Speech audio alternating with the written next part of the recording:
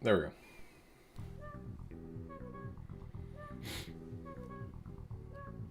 So we're finally playing some of the Star World levels.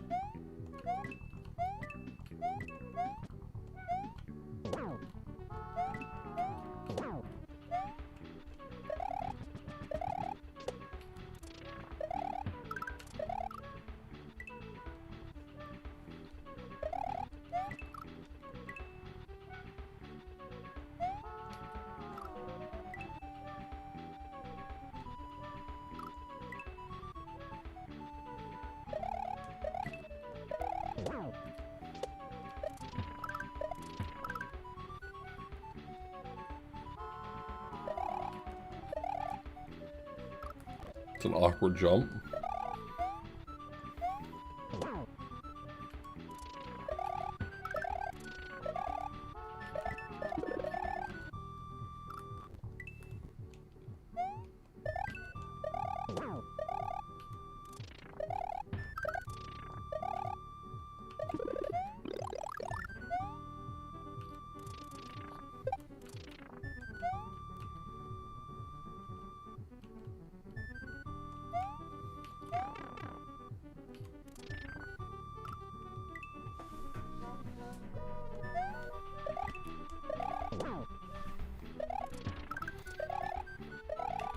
You know, I think I've decided that Final Fantasy Tactics is a really good video game. I know that's probably unpopular to say around here, but that's the conclusion I've come to. Because when I'm not playing Final Fantasy Tactics, I'm thinking to myself, I wonder how Final Fantasy Tactics is doing. And I think that means something. I think that's a sign.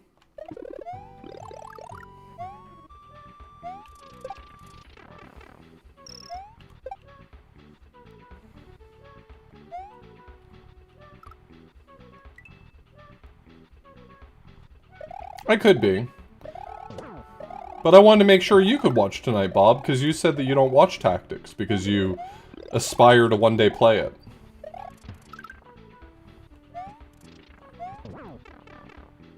I think if you care about people, sometimes you make sacrifices for them.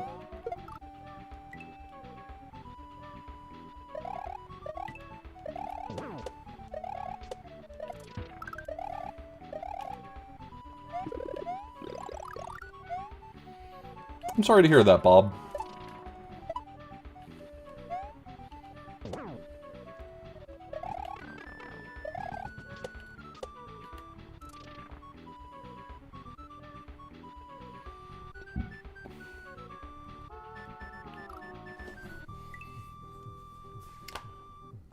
No, I wanted to take the night off of Final Fantasy Tactics.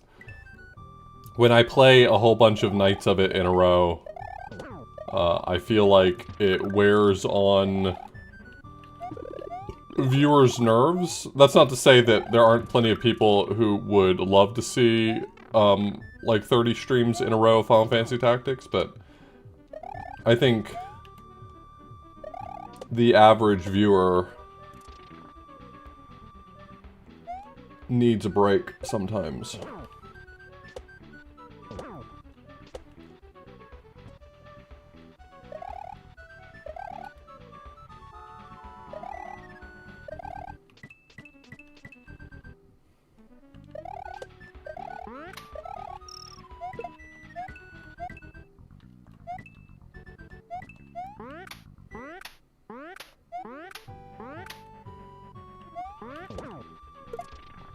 Damn it, I wanted that.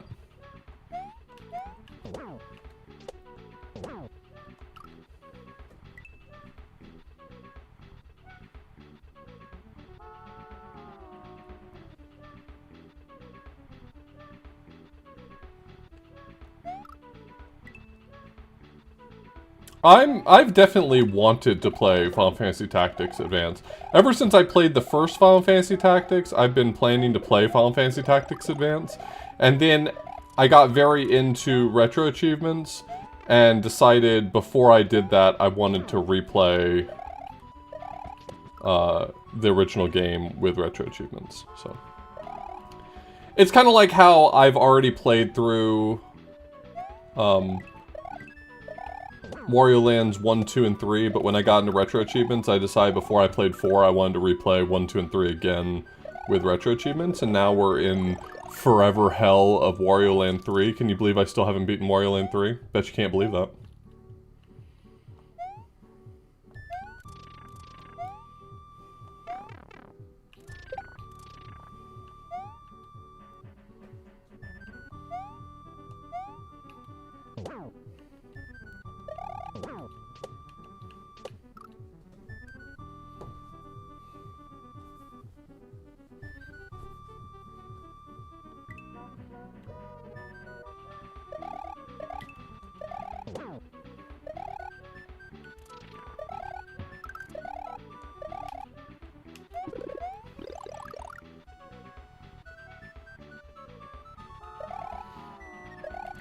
They're making a Diablo 2?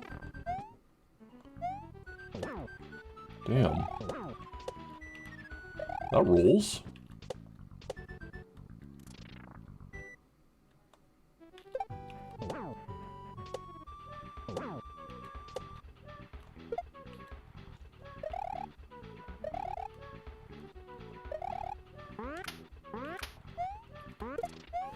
Did it again.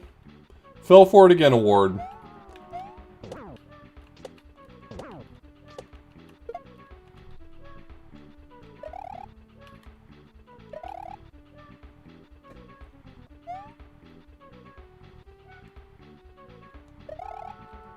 I definitely thought it would let me spin off the side of that. Real talk, I had some friends who were really into Diablo 2 as a kid, when I was a kid, but I never had it. I was very interested in it, but I never owned it. And I feel like I entirely missed it. And it's one of those games that's like, I think I'd really love to dig into Diablo 2 sometime.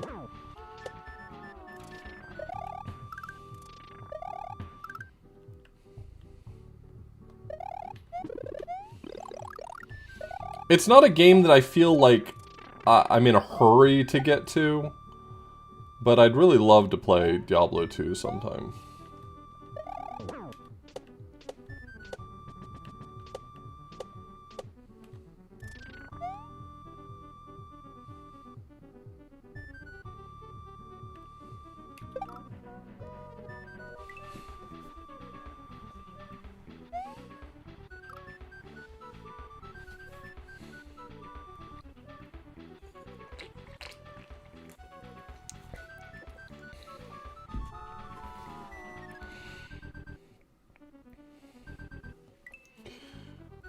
Yeah, Sharfers, that's me with RuneScape in high school and City of Heroes in college. I now know that I cannot consume MMOs responsibly. Like, I just know about myself that it is going to be unhealthy for me, so I just don't.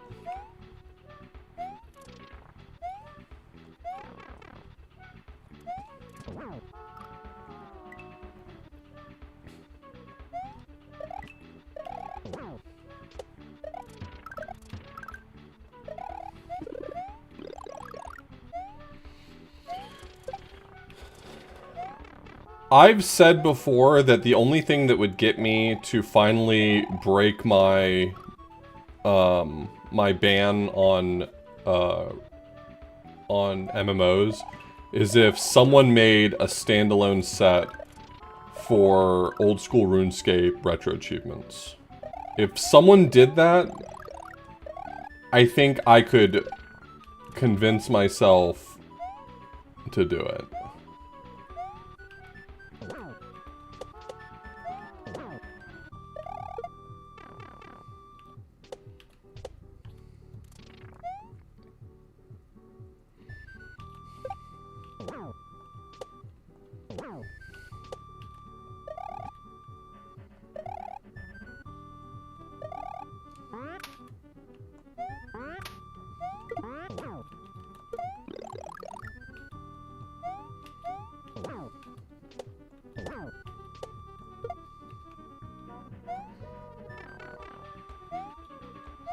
You know what? I'm just gonna take advantage of the...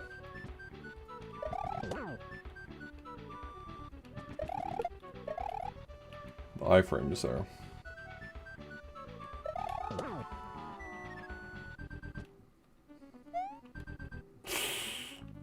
I don't love the way this looks. Okay.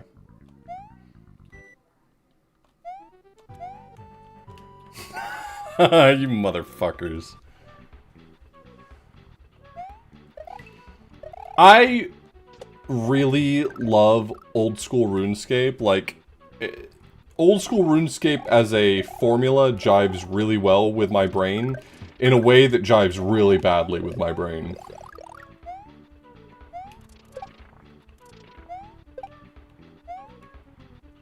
If that makes sense.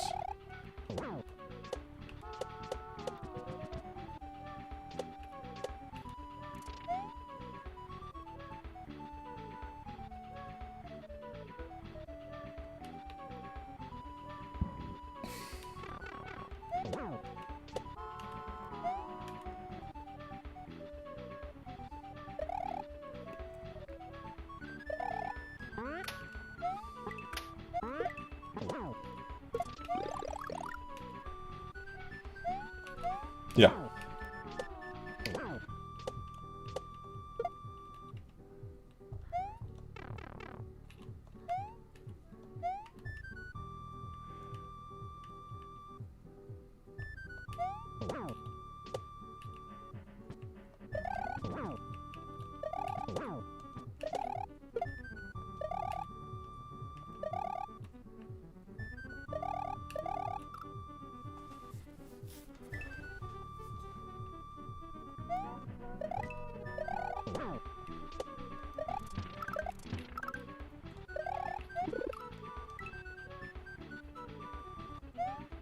I loved City of Heroes. City of Heroes is where I learned that I'm built for support roles.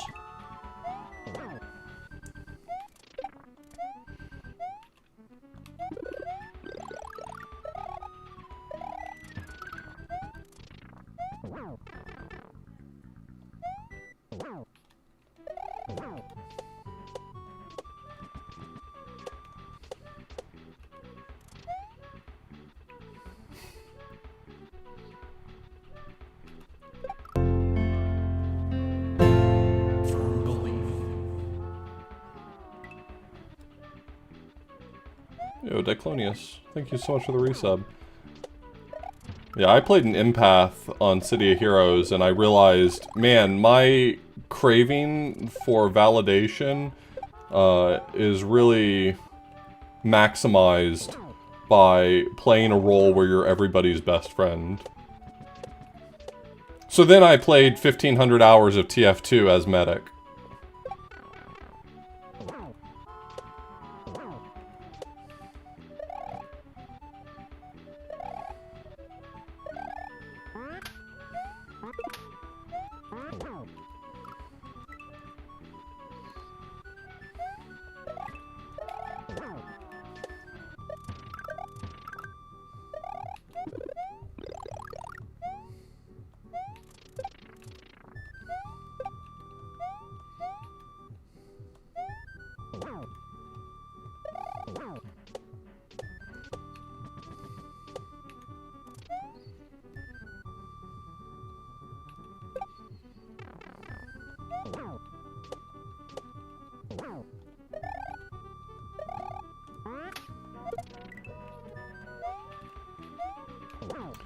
This music has a real Katamari vibe to me. I don't know what it's from. I love it.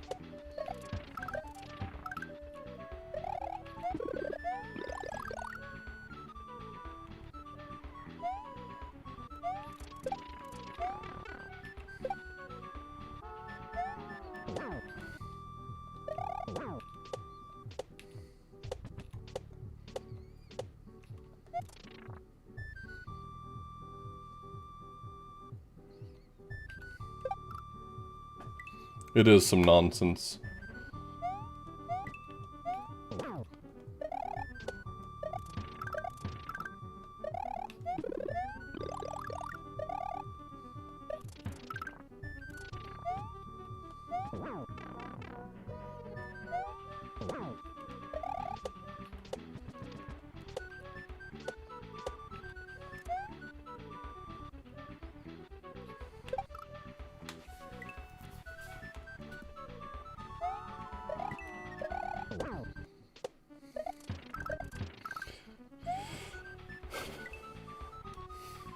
Anyway, I don't know if many of you or all of you remember that summer that I got way too into Satisfactory.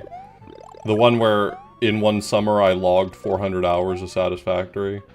But I lose myself in games sometimes. Certain types of games are ruinous for me.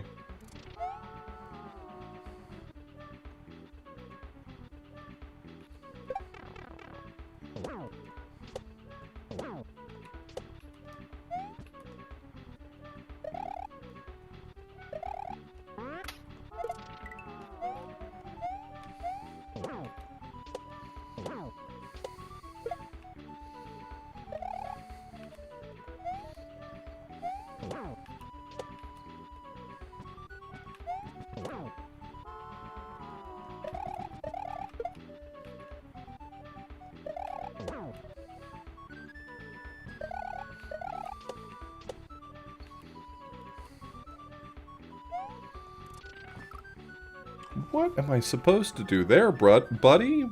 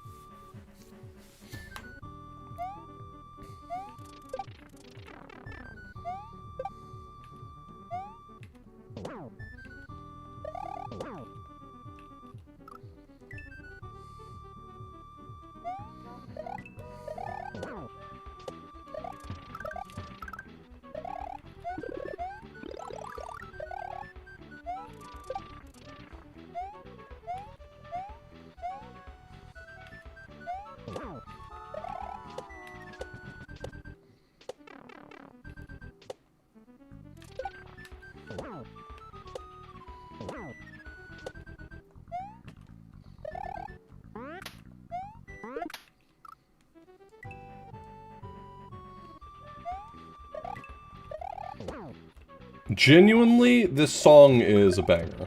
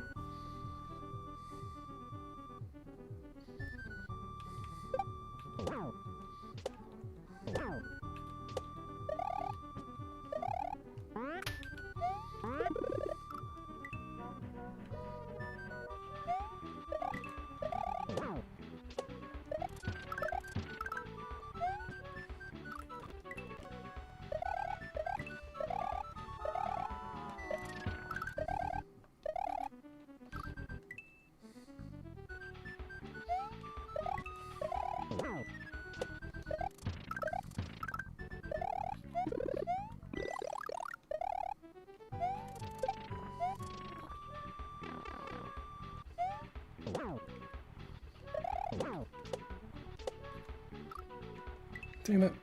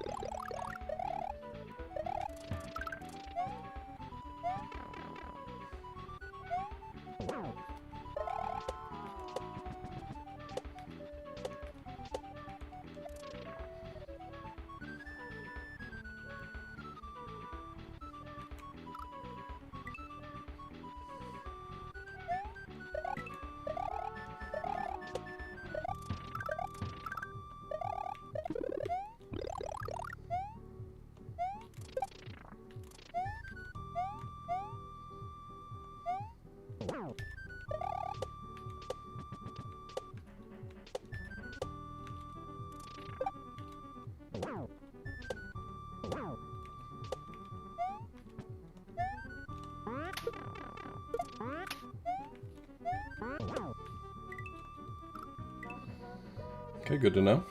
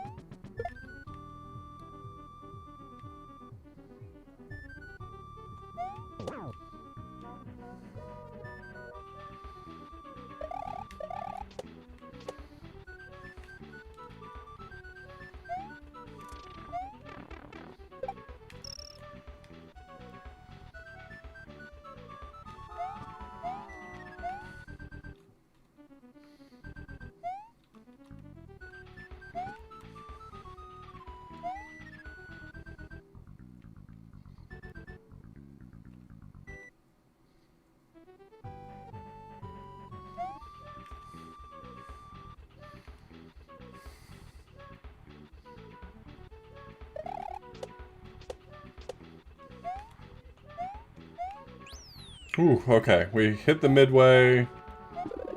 We're in pretty good shape, I'd say.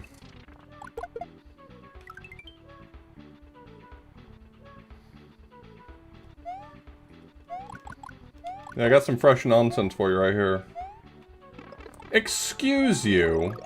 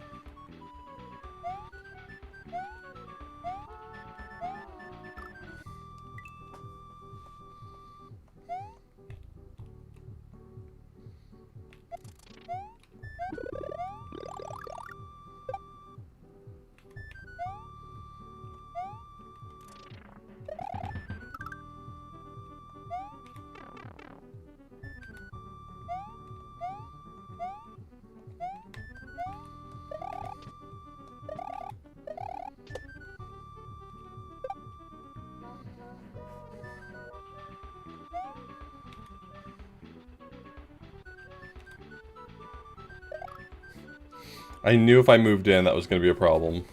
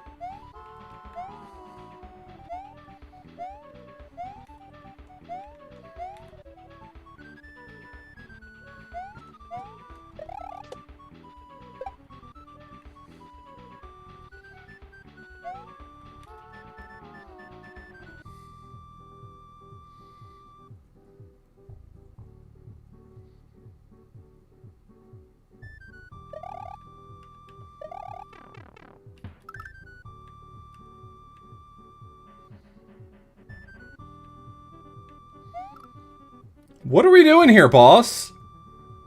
What the fuck does... what the fuck does any of this mean?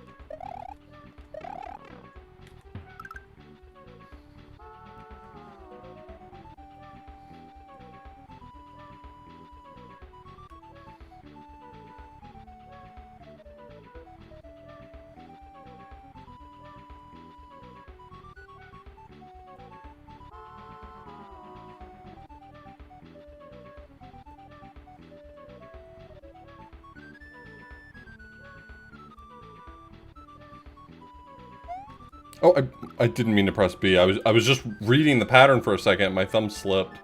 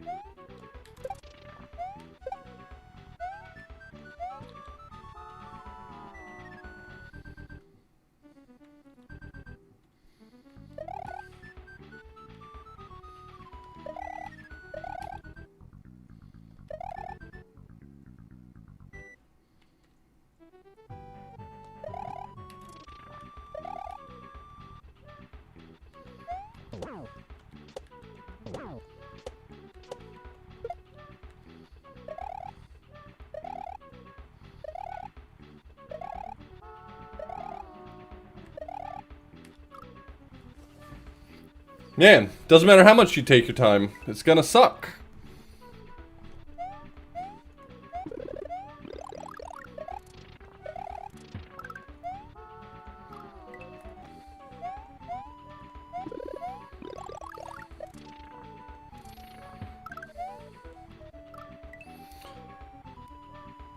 Lots of baseball chucks, yeah.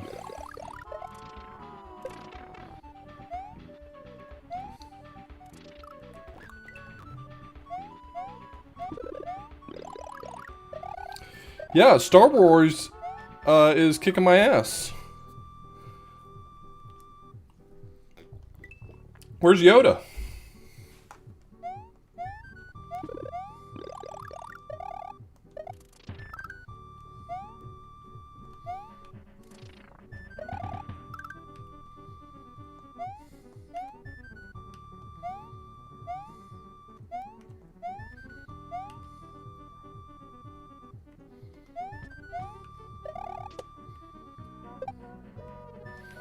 Well, I can only imagine that this was your favorite level because of the banger soundtrack, not for the level.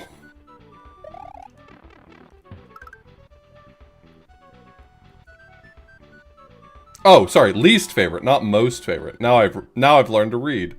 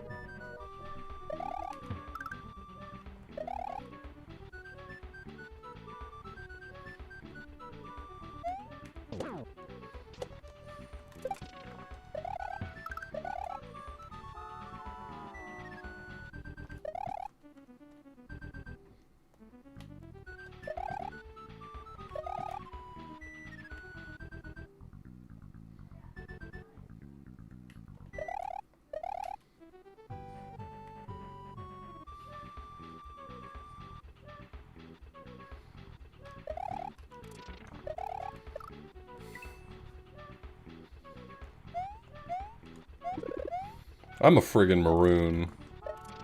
There's no other way to explain dying there.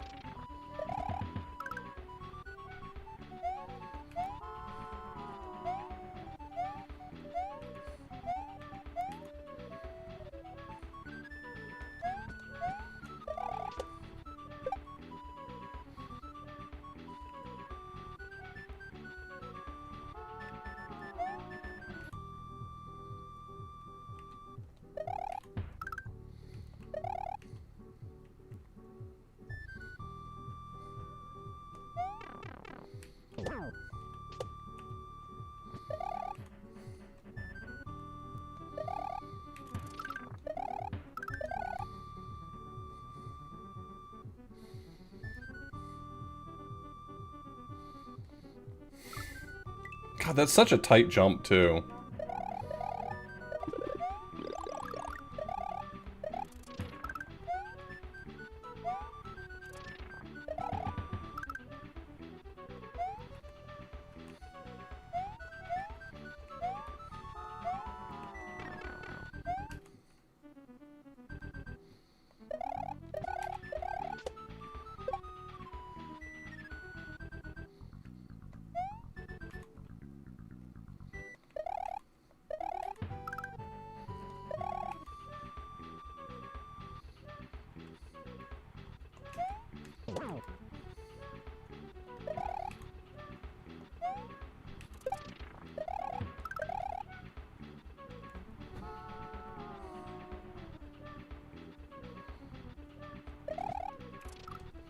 If you bonk your head, you just die. Like...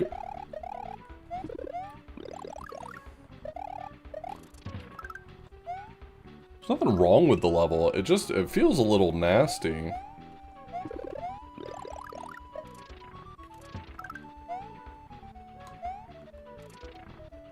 Sometimes when I'm playing a level, I think to myself, the person who made this wanted to be nasty. Like...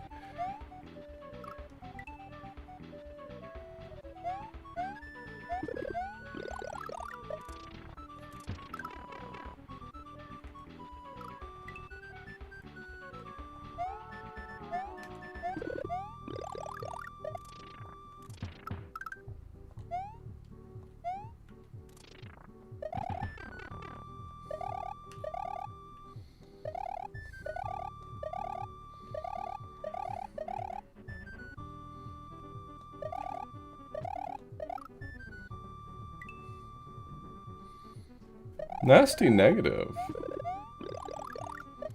I mean, that's probably not true in most cases, but sometimes, like, I'm playing a level and I'm like, I can't think of any emotion you wanted me to feel other than frustrated right now. And I don't know that this level's really reached that point, but I do feel like this level is...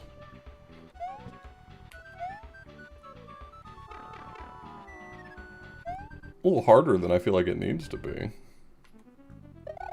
Like, come on, bro. I'm just a little guy.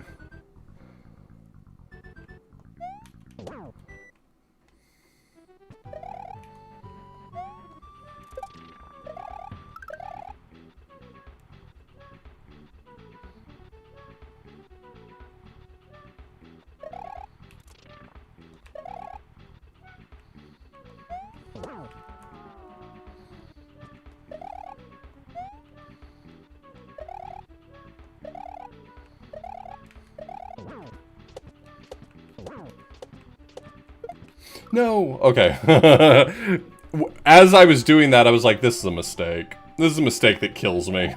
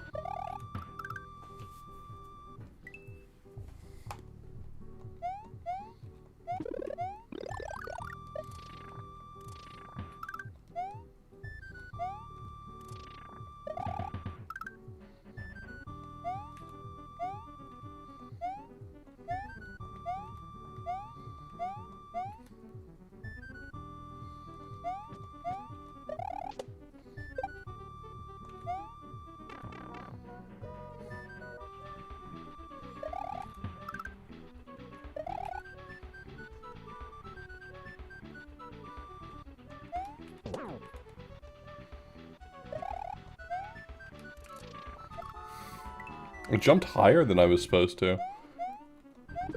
Never made that mistake.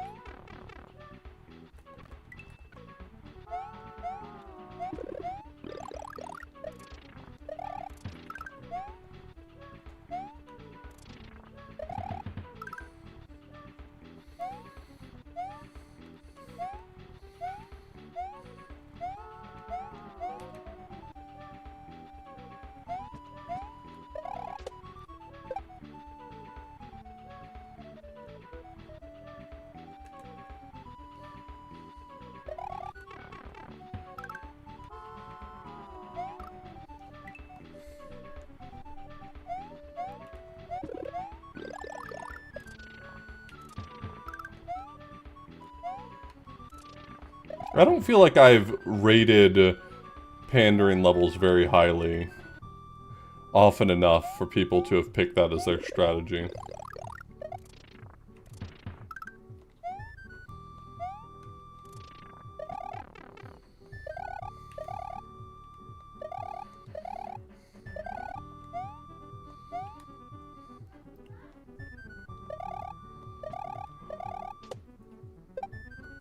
Which is good. I don't like it when people pander to me.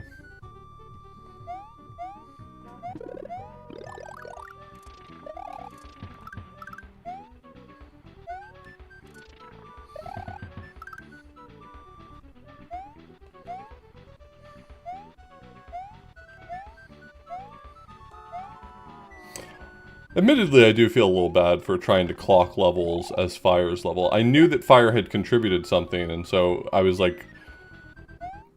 I don't know. I was in the mindset of trying to find Fire's level, and I feel like I called 2 levels out that weren't his.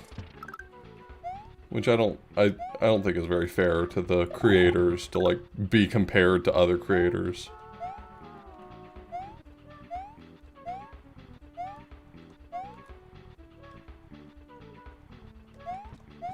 Yeah, I'm pretty sure the original... Well, the whole Spot the Difference thing starring QLD... Well, Spot the Difference as a format started in Mario Maker, didn't it? Or are you just talking about, like, the first SMW version of that?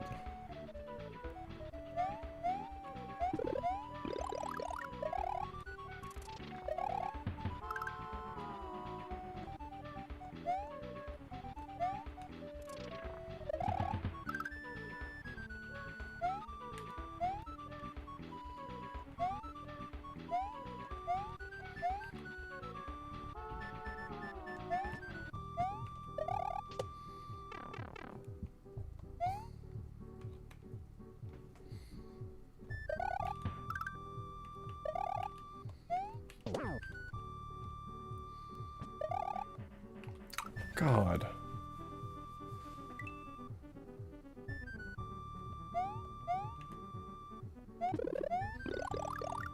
I mean, for what it's worth,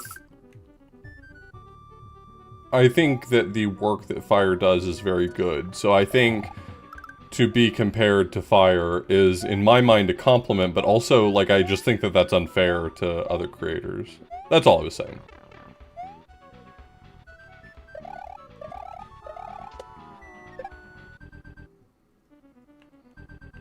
Oglib!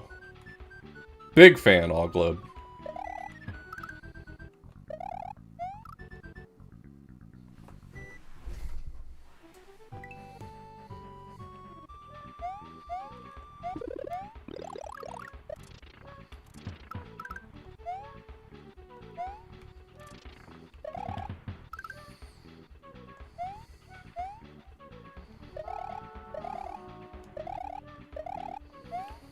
We have so many great creators that participate in QLDC, like, everyone deserves to stand on their own 2 feet and not have to be compared to each other in that way.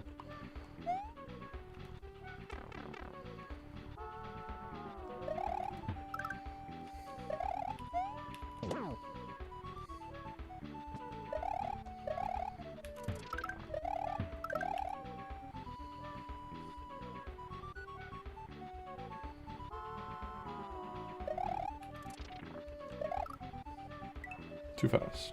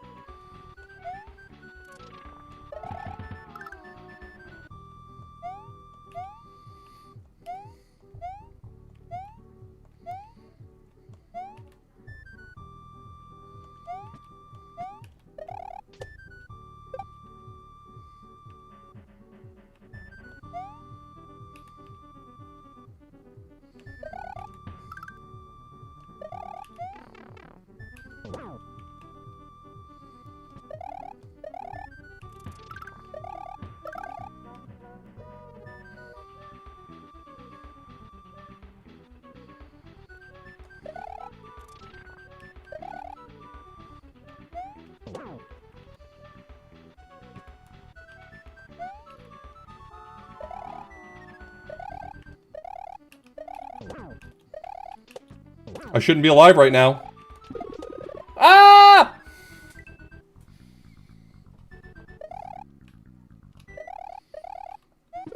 I grabbed 1 pixel of that block. That's...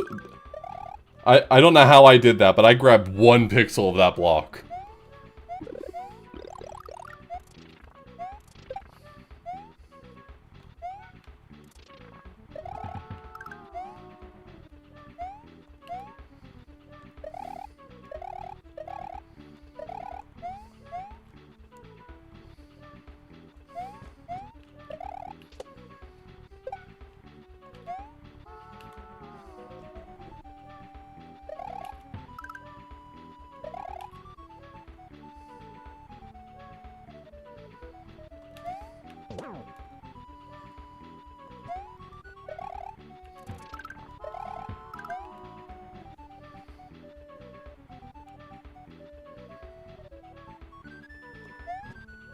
Yeah, I knew being big was gonna fuck me there. I do not want to keep that mushroom that long.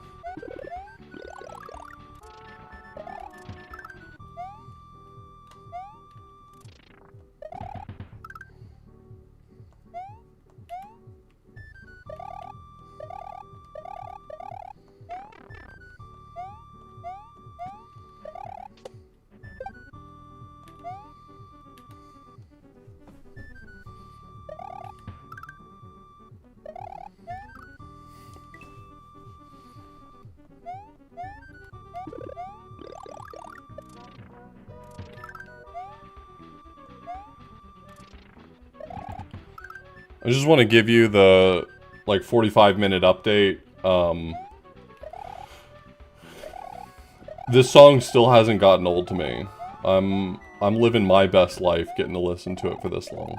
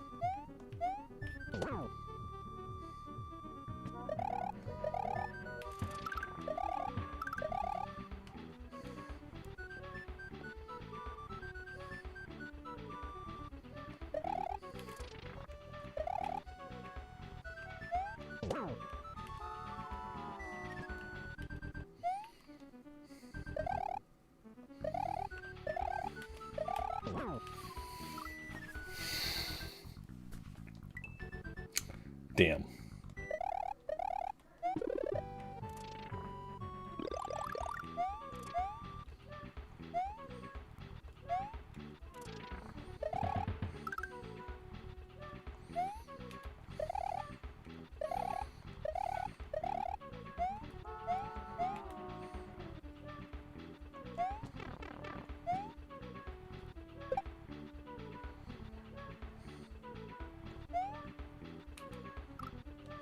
This feels so imminently doable, and that's what's annoying me, is like, all of the things I'm dying on, I feel like I've solved. I should not be messing up any piece of this, and yet, I cannot consistently make it back there.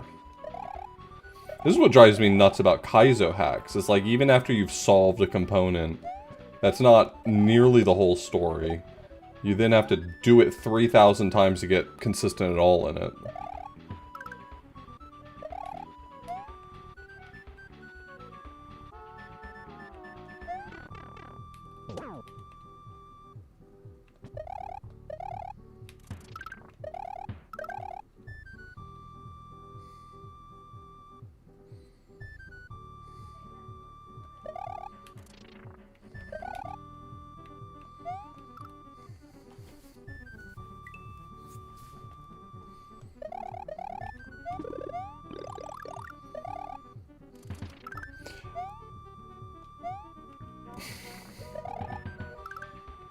I would say, and follow my train of thought here, I would say that my complaint about Kaizo is the same reason why a lot of people don't like blueprints.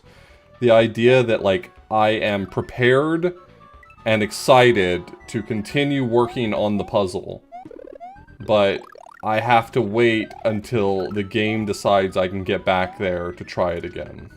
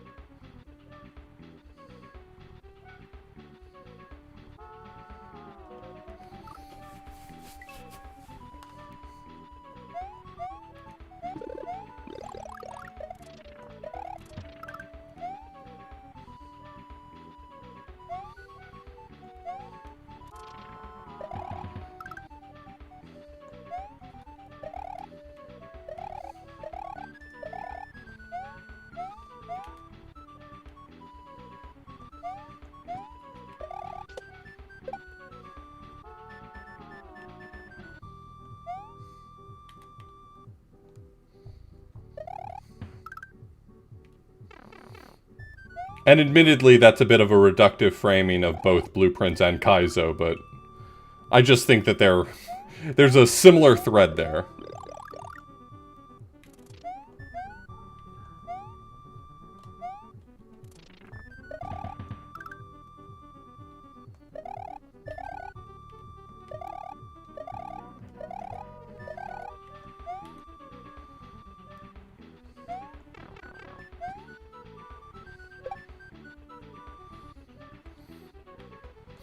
Yeah, I mean, Blueprints has the benefit of there's almost always enough things to pull on that you always have a puzzle you can work on. I find it a little bit irritating that I don't get to choose what puzzle I work on, that the game chooses that for me to a certain extent, but...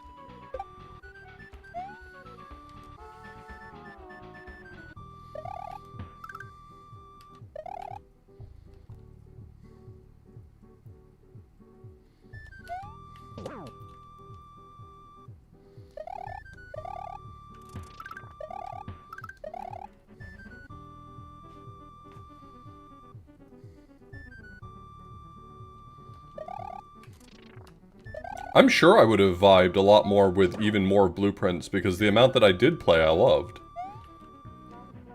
No doubt in my mind.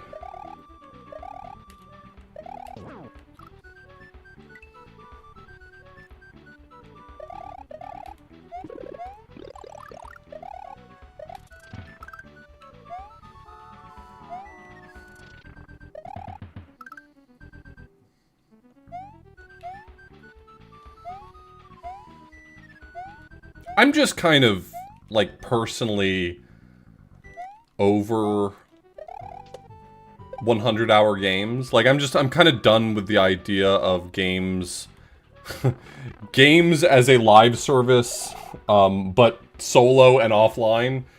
I don't need that anymore.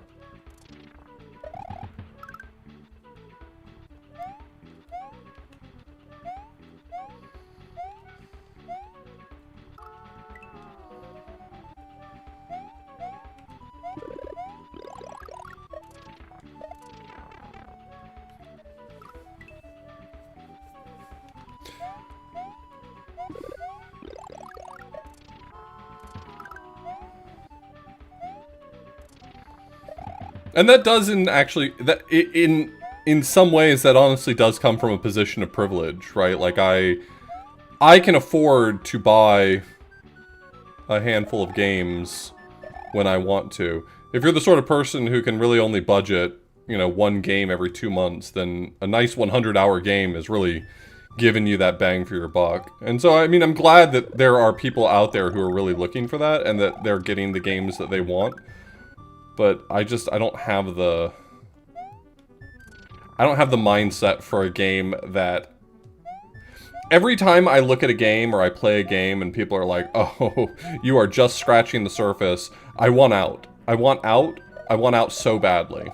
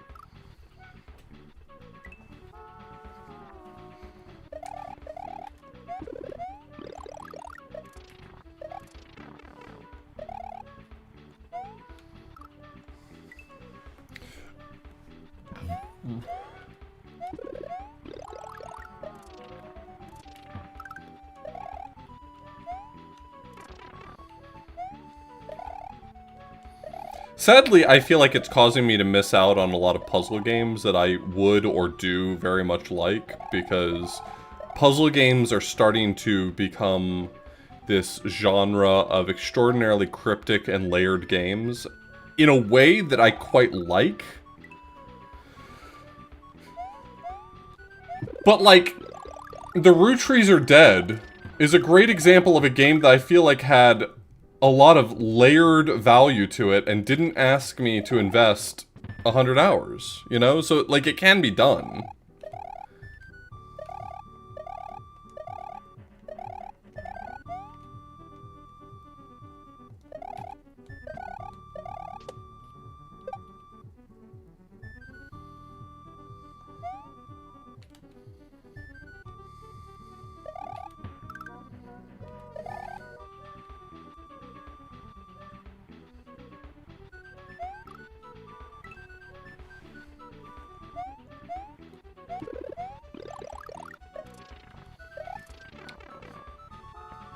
Brother, Void Stranger was the beginning of the end for me. Void Stranger was the game that made me realize that there are going to be games out there that are perfect for me that I will not have fun playing. And I just had to accept, like, that is just a reality of being someone who wants games a certain way. If I'm gonna have preferences, then some games that are ostensibly designed, tailored to my tastes, are sometimes just not gonna actually jive with me in the end.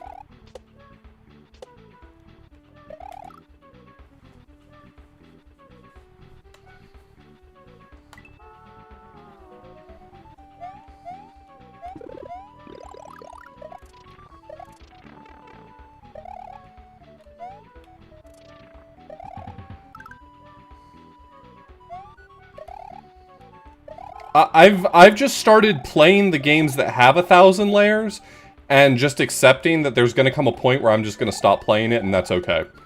I played Blueprints, had a great time with what I played of it. I'm sure that there are so many people who would love to watch me play more of it. I'm so sorry for you. I really am. Have I played The Witness? Yeah, regrettably. I don't know if that was a serious question, because I've, like, historically been very into The Witness, so I don't know if you're, like, ribbing me from a position of knowing that, or asking genuinely.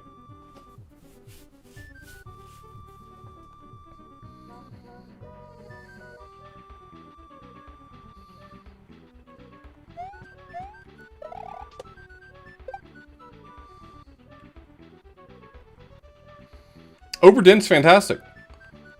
Obra Dinn is like 1,000% what I'm looking for. It's a game that you can beat in like, I don't know, what's a conservative estimate for Obra Dinn? 20 hours to 100% it?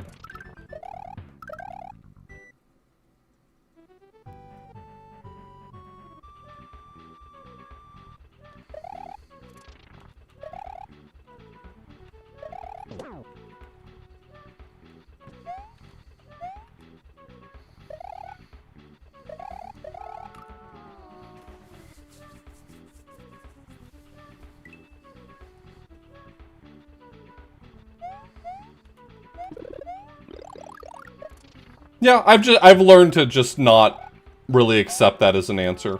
I played a lot of Lingo 2, and there may be a time that I play more Lingo 2. I played a lot of Blueprints, and there may come a day where I play more Blueprints.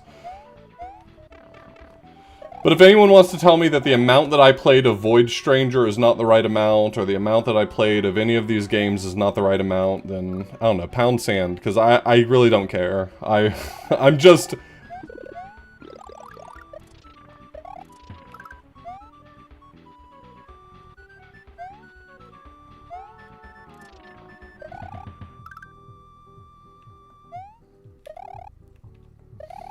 I'm sure I could look at my Steam playtime for Obra Dinn to find out what's about average for me. I've played it twice. Actually, I've probably booted it up enough times and toyed around with it that my Steam stats are no longer accurate.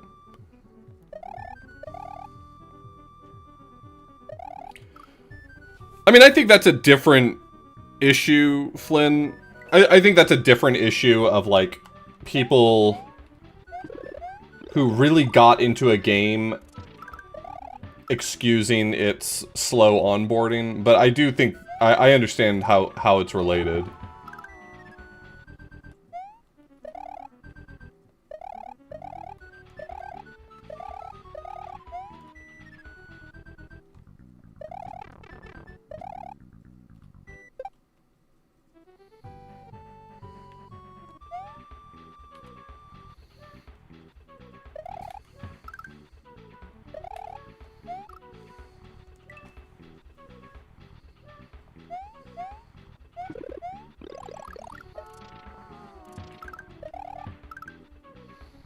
Like, despite the fact that Gilder does not describe himself as being particularly gifted at puzzles, like that's his persona he puts on is, oh, I'm not very good at puzzles. Like, he gets really into some of these extraordinarily deep puzzle games, and I've got so much respect for it. Like, the man is willing to crack open that nut, as it were. But I get fatigued by them in a way that I don't like getting fatigued. I don't want to. Like, this isn't like a, how can you like a game like this? I genuinely wish I liked games that are long like that more.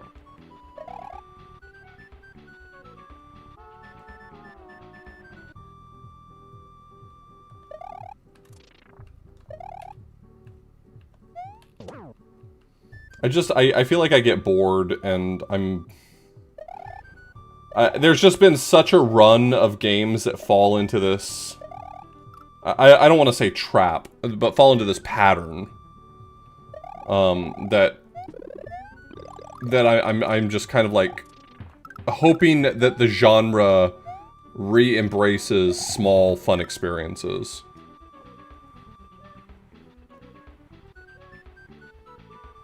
Yeah, that's almost certainly true as well, Umar, and I think that's a really solid point, is that, like, some of my fatigue probably comes from the fact that as a streamer, the way that I consume and engage with video games is going to be very different than the average person. Because in addition to the game being enjoyable for me, it also needs to, like, allow me to engage with the game in a, like, creative way that makes good stream content and stuff like that, so.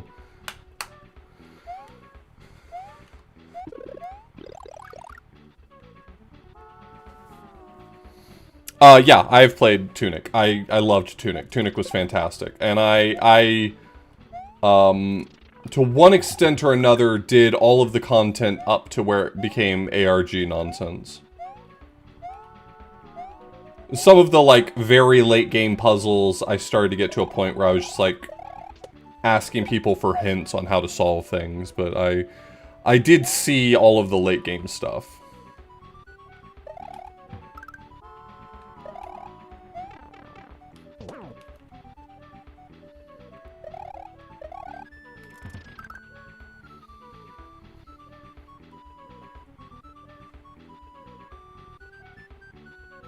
Not yet played Oberdin. I assume if you can reread a book, you can... So, yes, Xenogenesis, but it's tricky. Oberdin is definitely a game of figuring things out, and once you know what those things are, the second playthrough is definitely a lot more just color by numbers. Which isn't a terrible way to play it, either. I mean, I did a second playthrough myself of basically exactly that.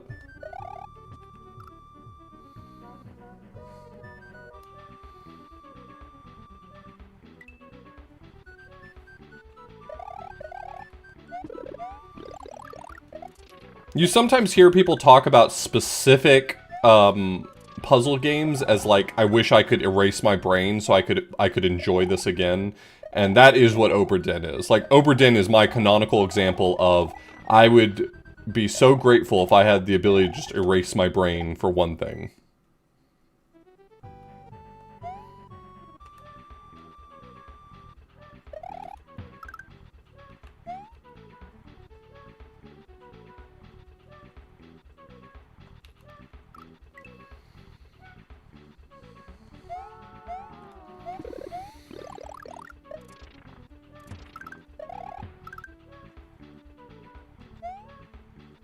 Sonia has been streaming, Curse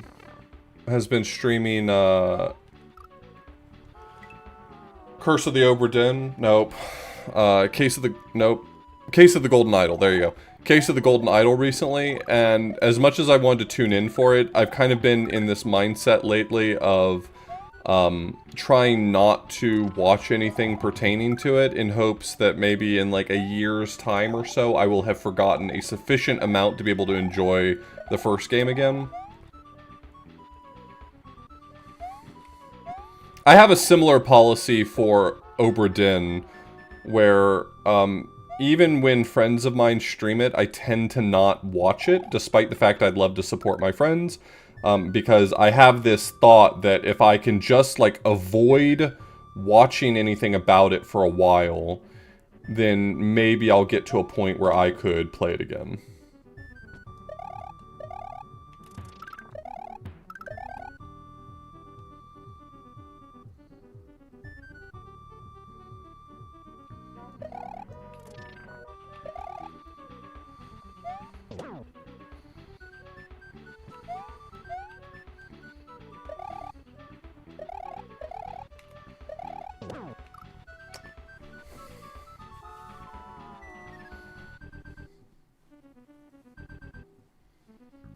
That makes sense, Agent Tough Juice.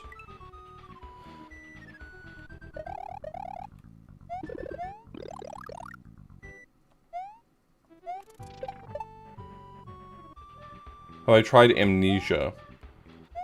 No, I'm aware of Amnesia, but it coming up in this conversation makes me think I don't know enough about Amnesia. I always thought it was kind of like a stealth horror game. Oh, I'm sorry, you were doing a bit, and I once again, I'm sorry. I once again ruined a perfectly good joke.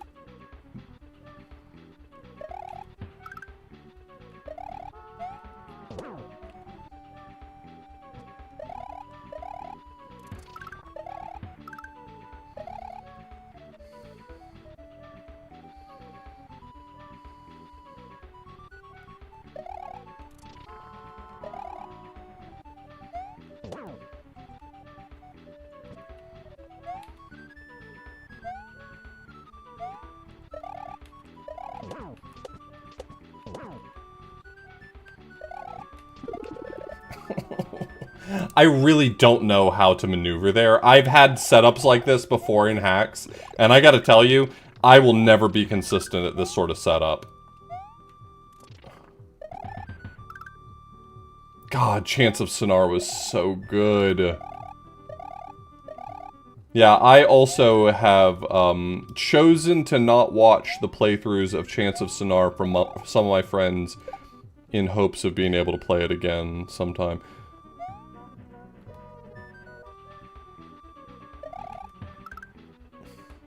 I sometimes break that rule with, like, people I really want to see experience certain games I care a lot about, but...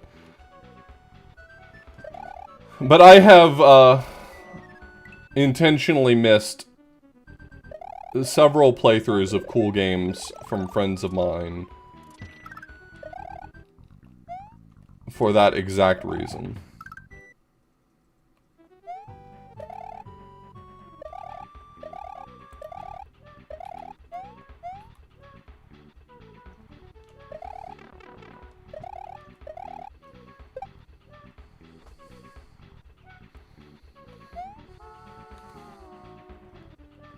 I did not play Heaven's Vault, no. I heard about it and forgot about it.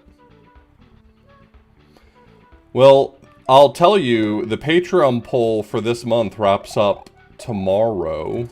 And it's looking pretty secured at this point that Myst and Riven are going to win. So it sounds like this month we're going to be playing Myst and Riven.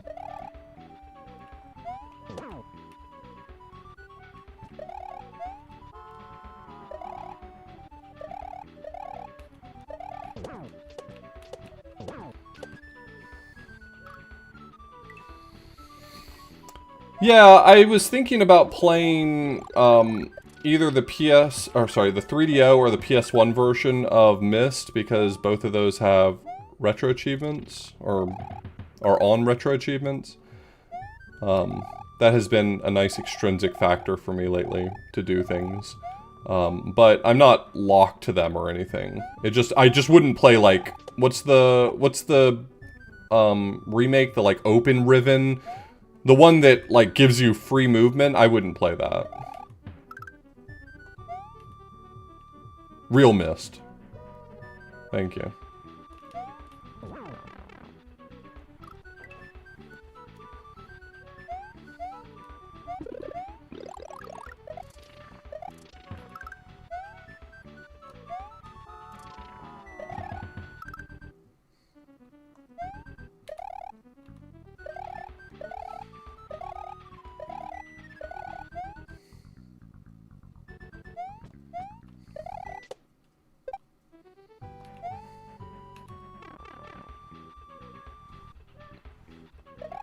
Okay, just a quick update. We have passed the 1 hour mark on this level. Music, still digging it. Still feeling it. I did not play Abduction, no.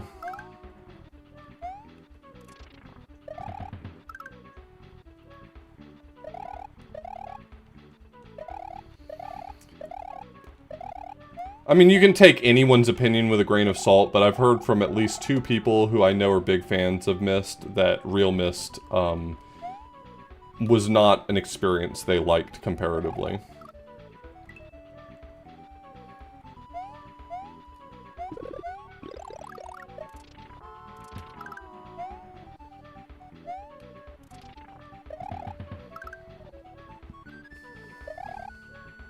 Classic Myst was not a good game. Gotta be honest with you, I feel like you have the unpopular opinion here.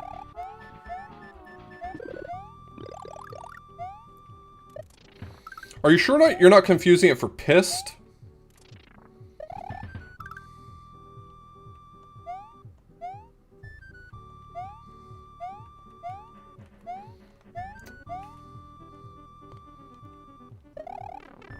I've heard John Goodman's part in that was, derivative.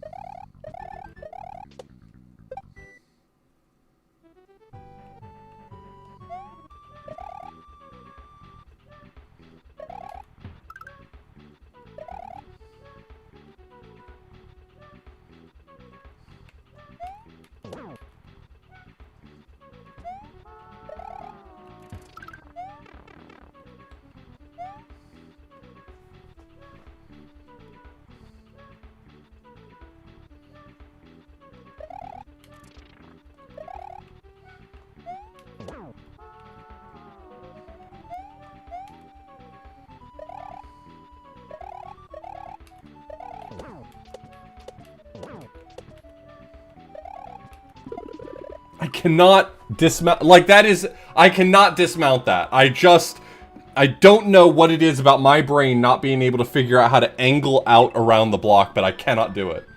I can't. I shan't.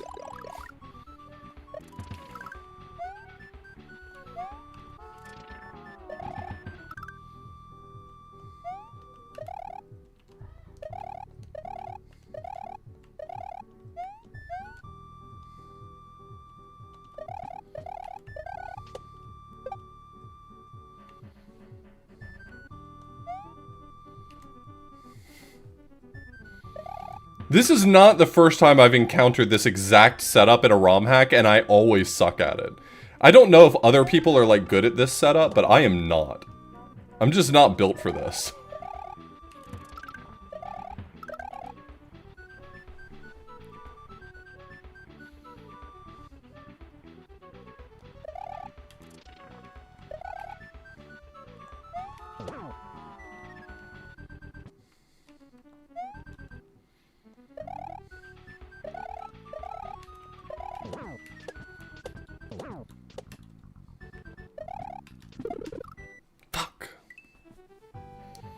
I've had a really hard time getting, past a very specific spot with Big Mario, so I've been tossing the mushroom if I still have it. Maybe I should revisit it and see if I can get the mushroom a little further into the stage. Never mind. Don't worry about me, I just won't have a mushroom.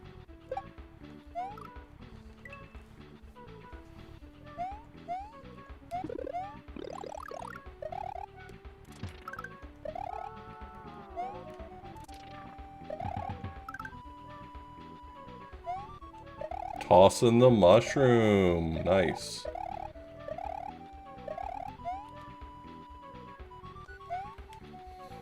I bought a copy of a movie I really like on DVD that I couldn't find on any streaming services, and I'm gonna watch it with Sky tomorrow, I think.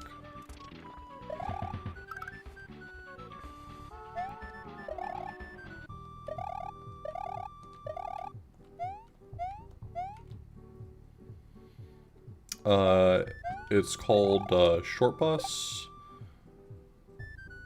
It's a John Cameron Mitchell film.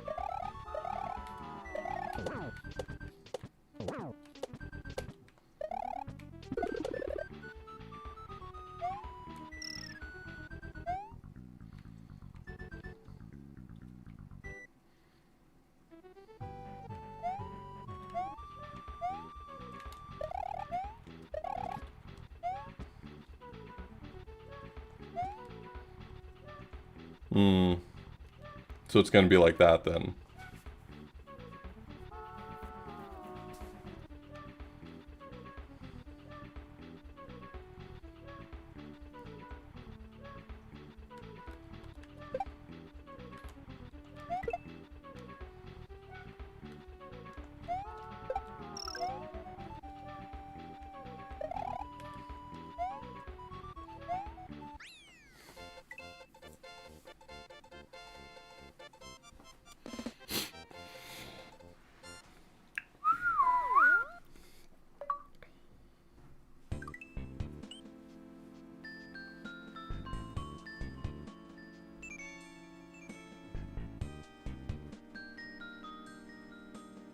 A CBC news anchor was in it?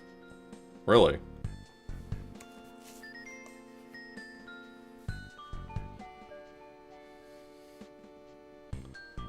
The sempiternity of the void. I don't think that's a real word.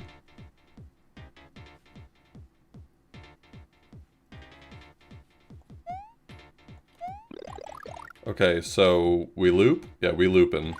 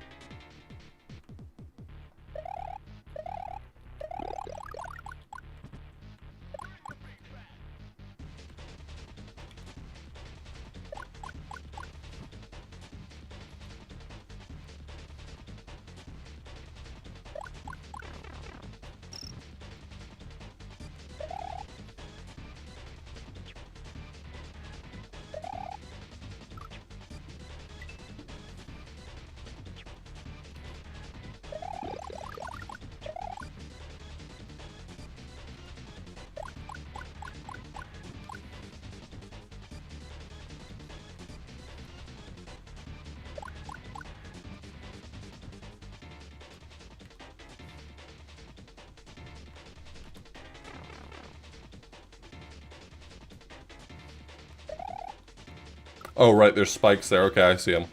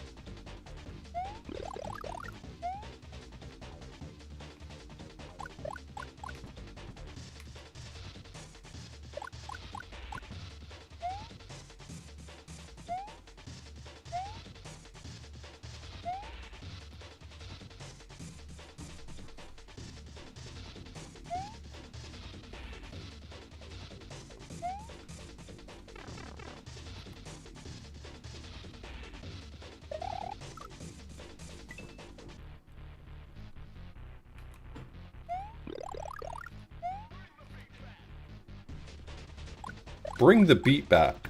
That's what I'm saying. I'm saying this all the time. I'm starting to think people aren't hearing me say it.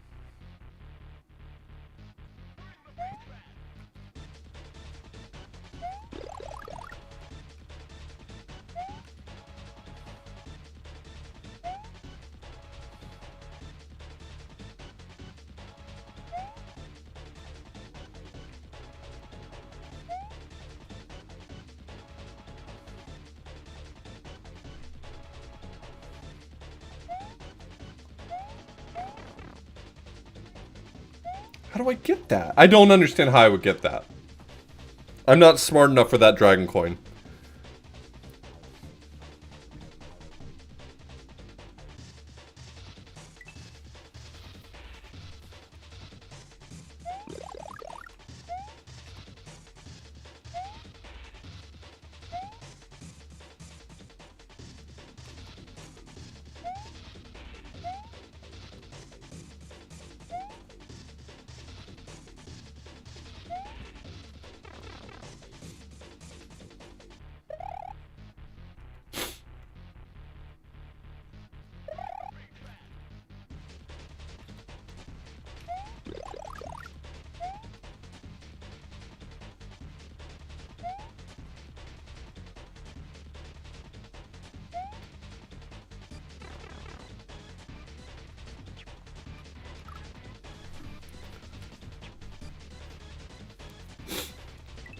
I don't think you can spin jump off of these unless I've been misunderstanding them or something.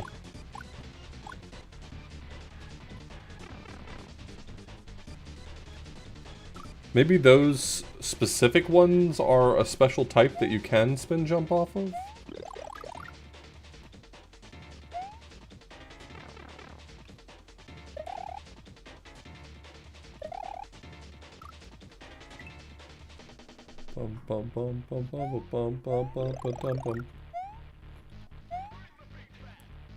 Bring the beats back.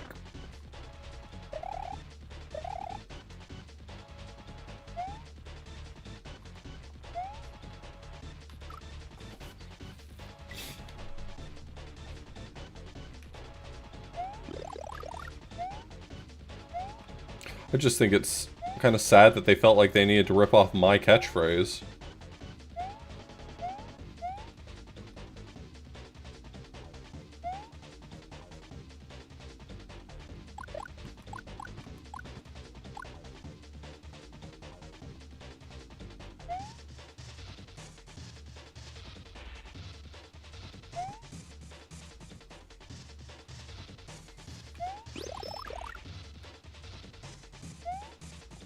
Like, these rings are a different color than the other rings, and I'm wondering whether or not the other rings have different properties. No, they're not different colors. I'm just dumb? Or stupid, or dumb.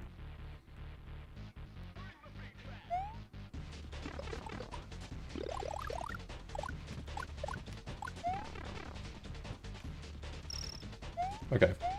I got it, somehow.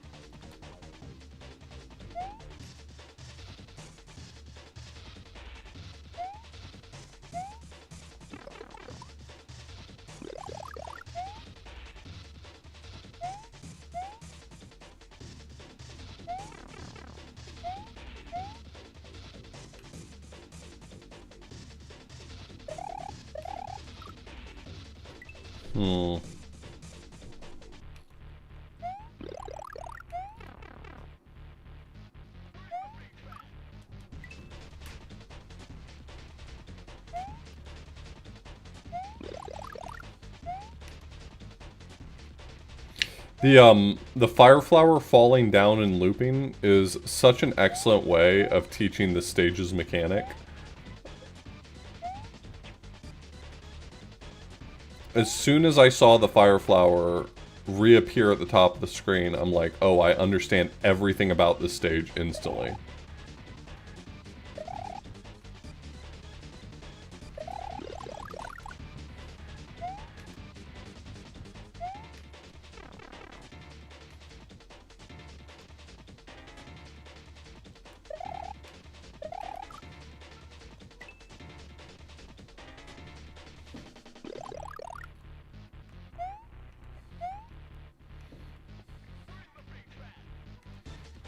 Yeah, I feel like a lesser level designer would have felt like they needed to communicate that with a message block.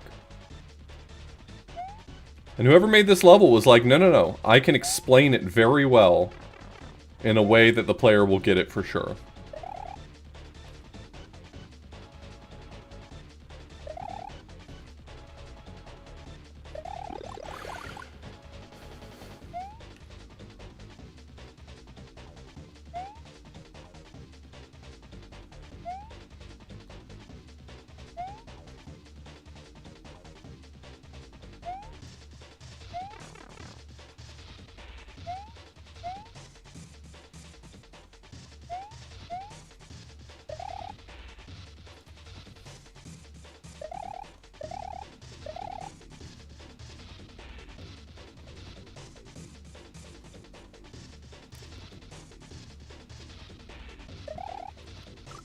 Should've just kept going. I was safe if I jumped into that hole.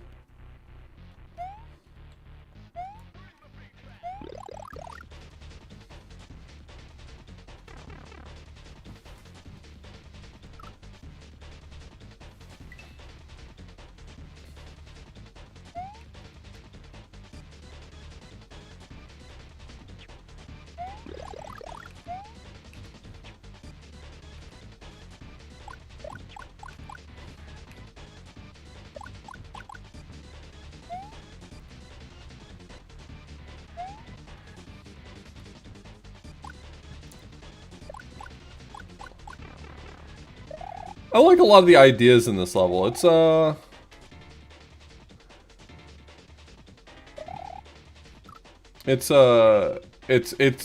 definitely has a lot of the signs of like a confident level designer.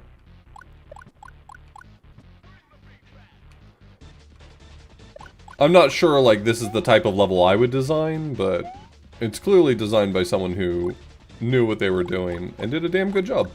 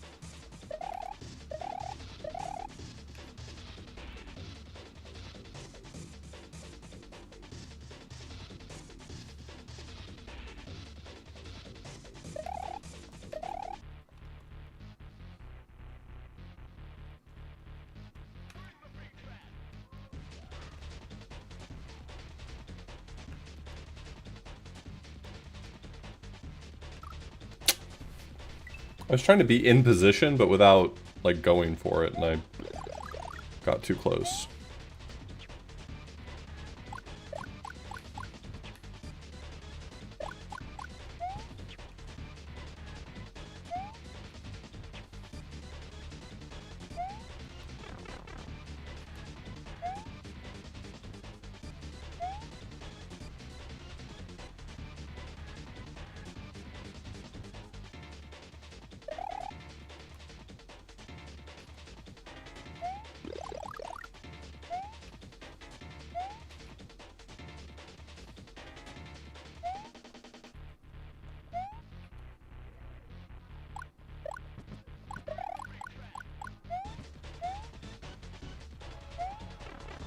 What, too late?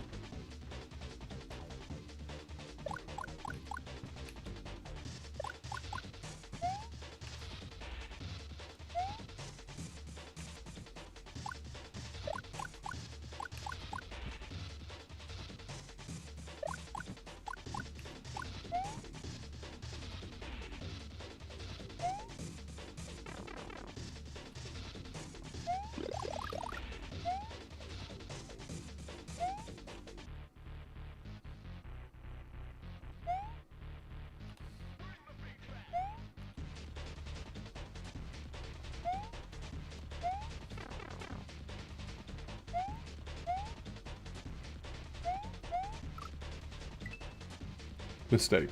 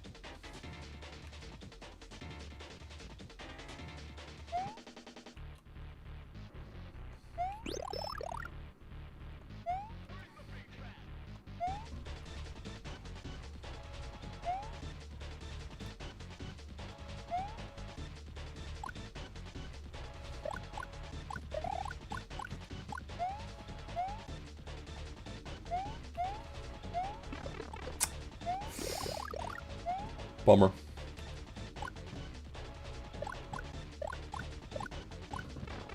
Bummer.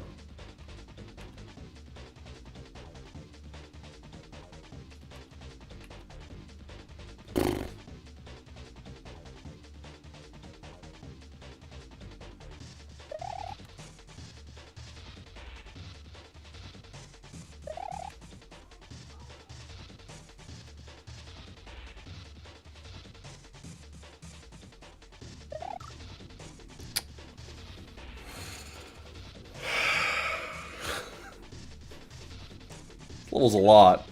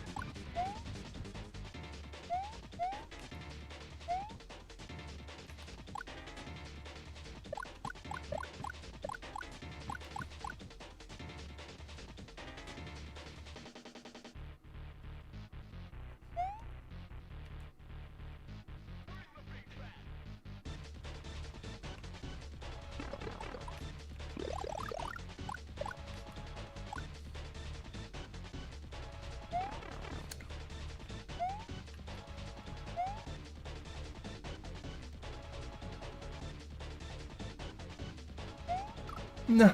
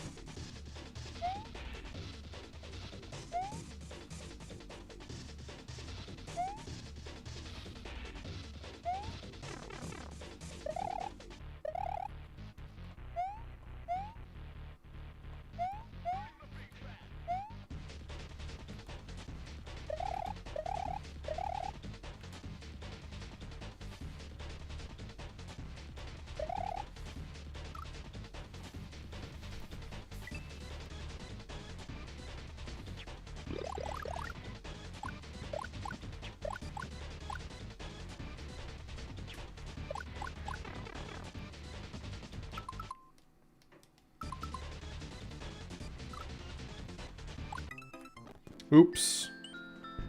I accidentally left the level. I don't know what happened, but... Alpine Leap. The high altitude is making Mario a bit confused. He's gained the ability to double jump, but his second jump will have reverse control. Shut the fuck up. May change jump type midair. Falling off ledges counts as a normal jump. Oh, this is going to ruin me.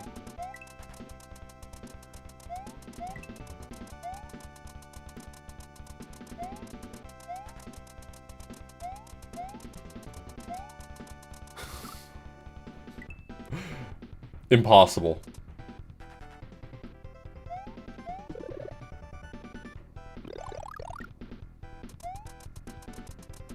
Okay, you've heard the rules. However difficult you think this is to control, I promise you are underestimating.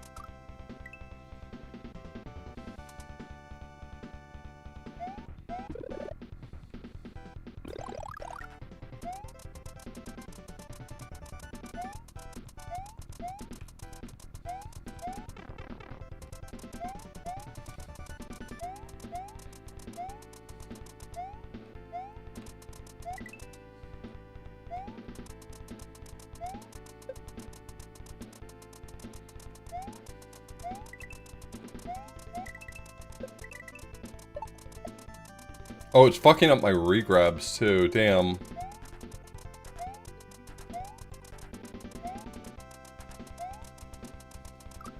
I thought it said you could switch in midair.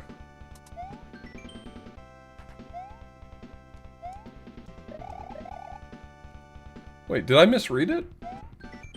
You may not change jump type midair. Okay, I did misread it.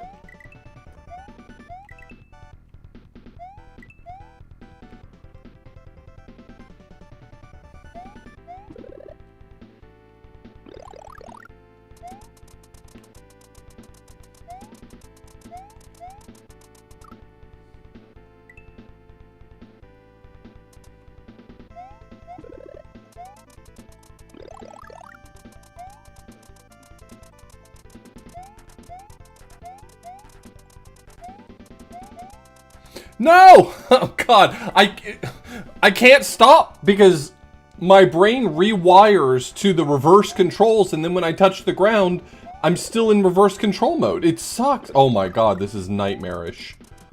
If I get through this level at all, it will be by a miracle.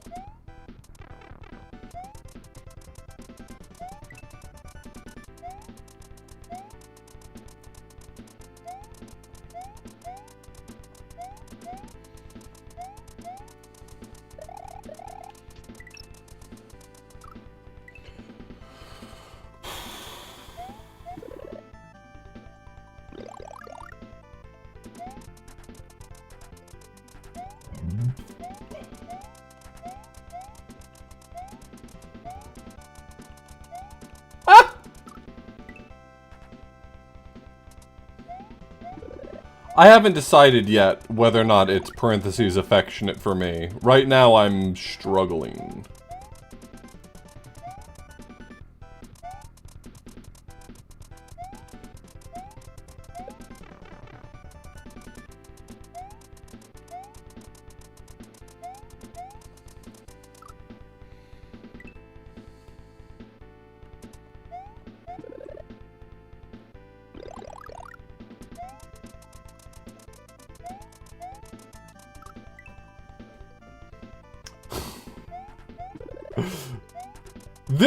This level was dreamed up by someone who said, I don't know how I can ruin a person's day the most, but I've got an idea.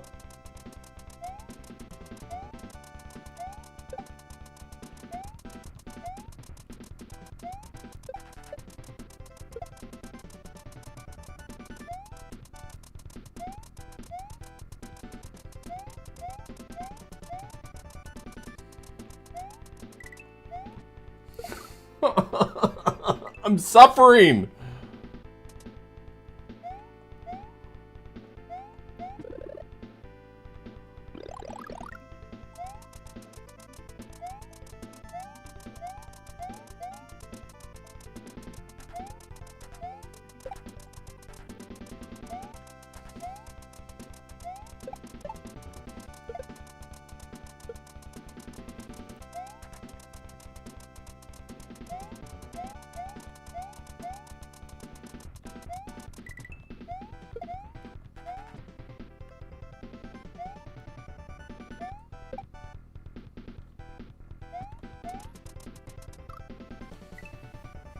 Just trying to respawn the shell. Which I succeeded at, I'll note. But for nothing.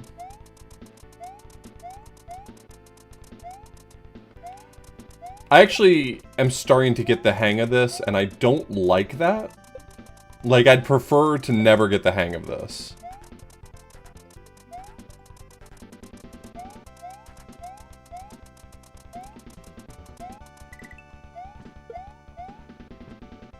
Oh, why do I need the shell? I can just double jump.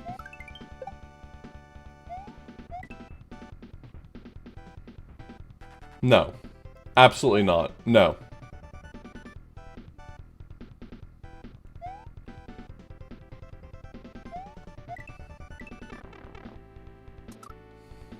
Fuck.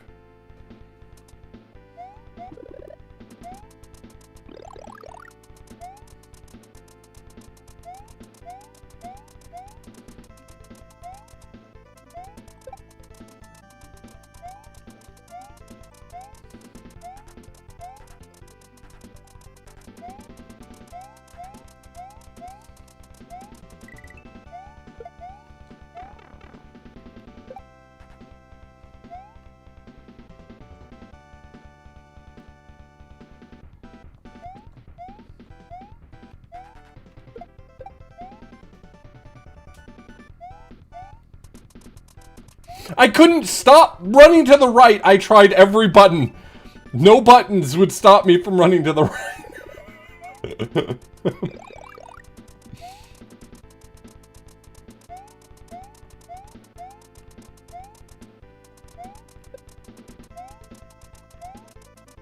This very funny thing happens where you're in midair and you're holding right, and then you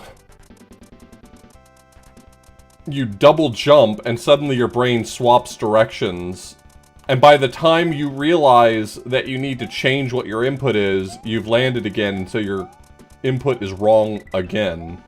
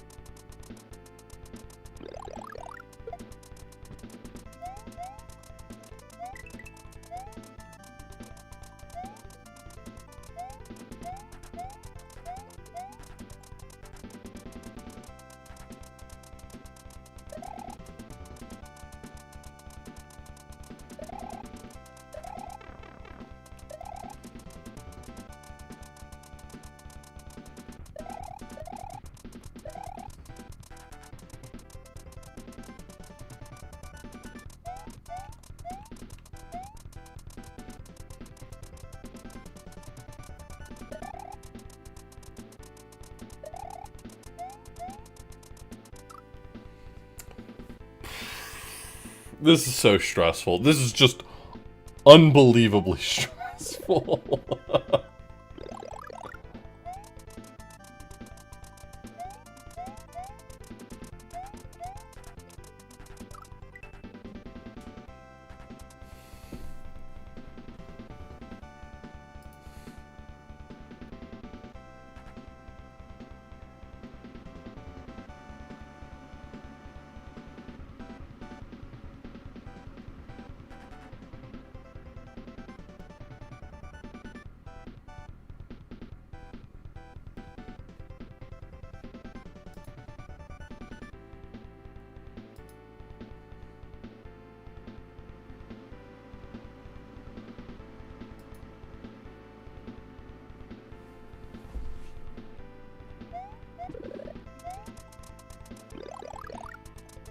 It is a lot.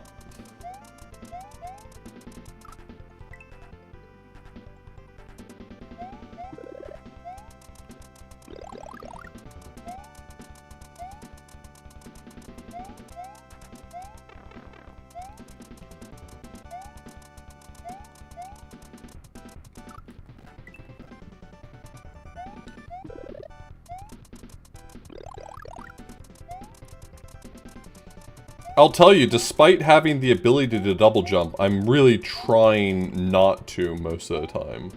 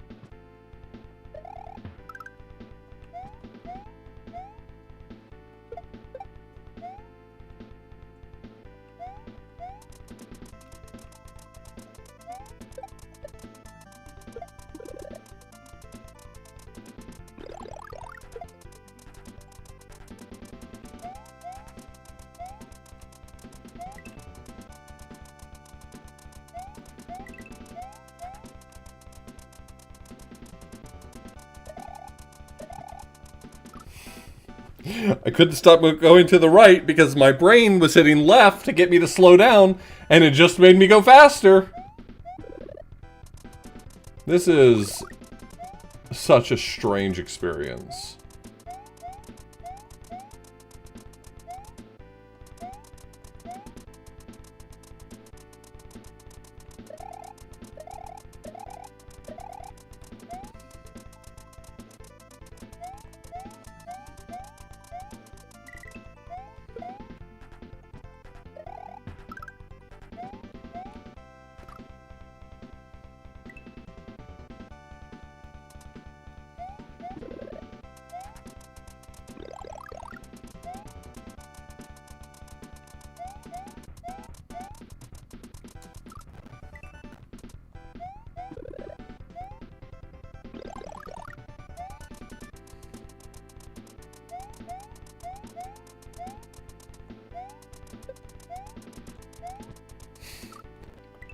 This level was developed by a team of Satans. No one single Satan could come up with this.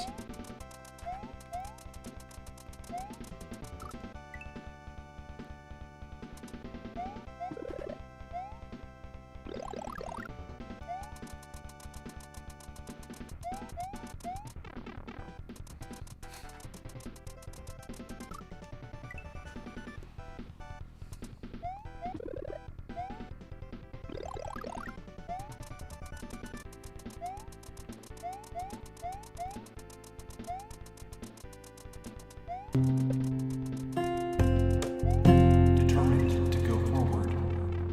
Hey, Alta? You're not a Satan. You're an angel.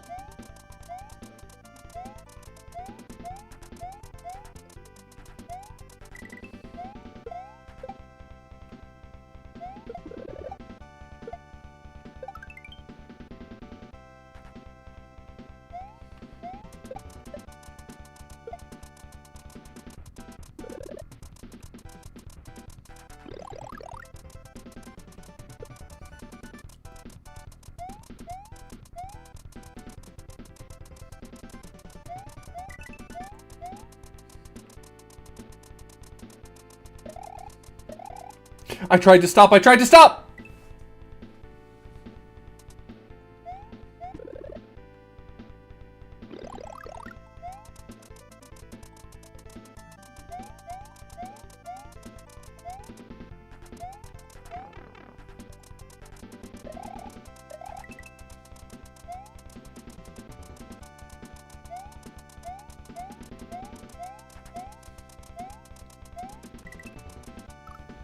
How was that a double jump? Oh my god.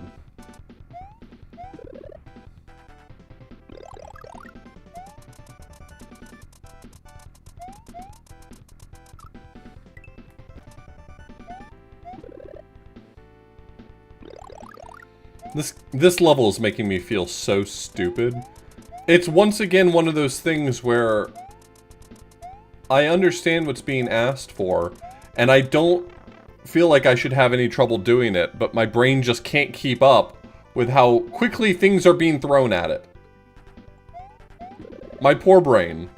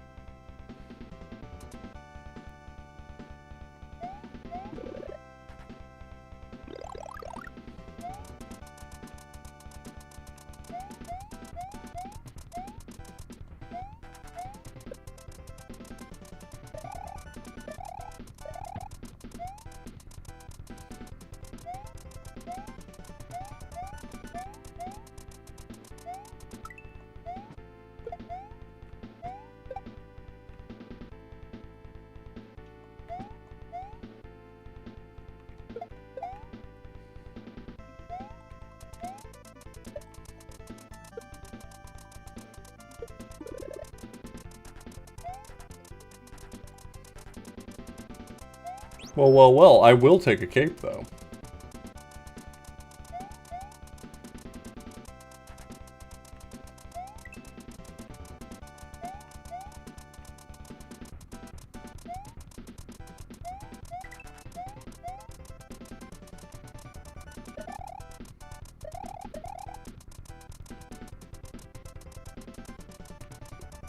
Fuck you. If I can get that cape again... Oh.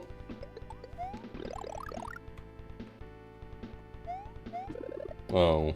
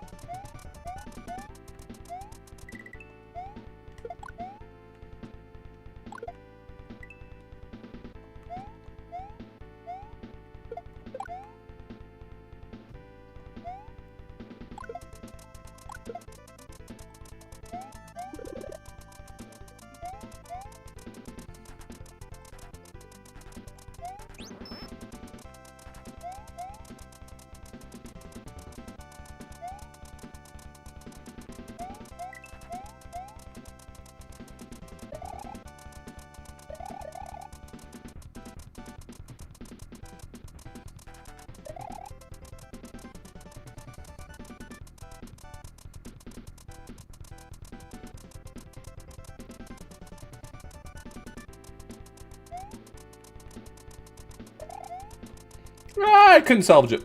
Man, I'm stupid.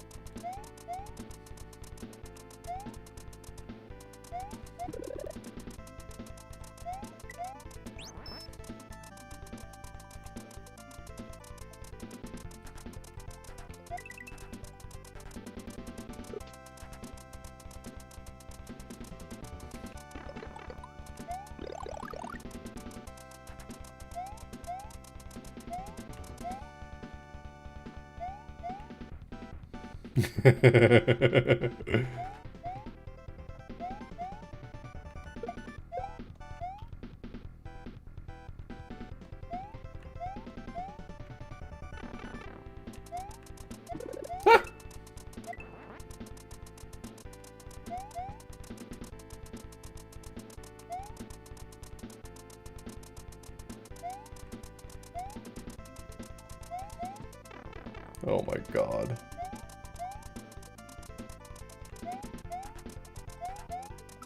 Oh my god! Oh my god!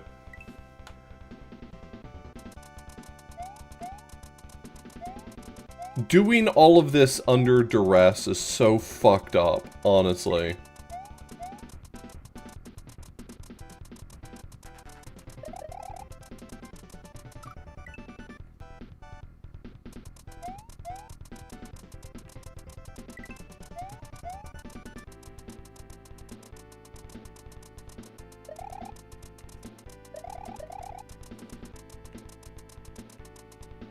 Yeah. Trust me, I was aware of that.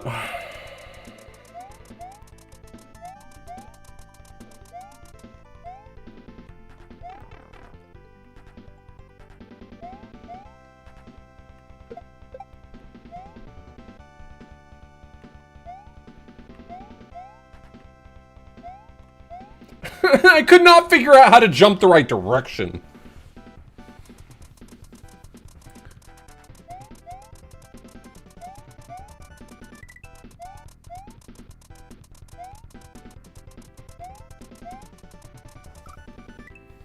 What icon means it's backwards.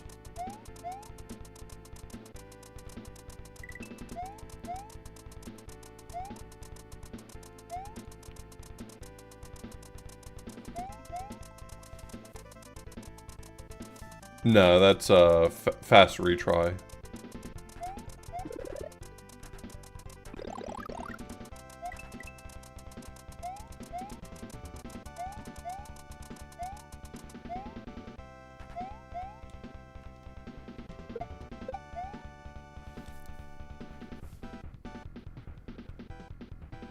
Yeah, my controls are normal, except for when I double jump, they are reversed until I touch the ground again!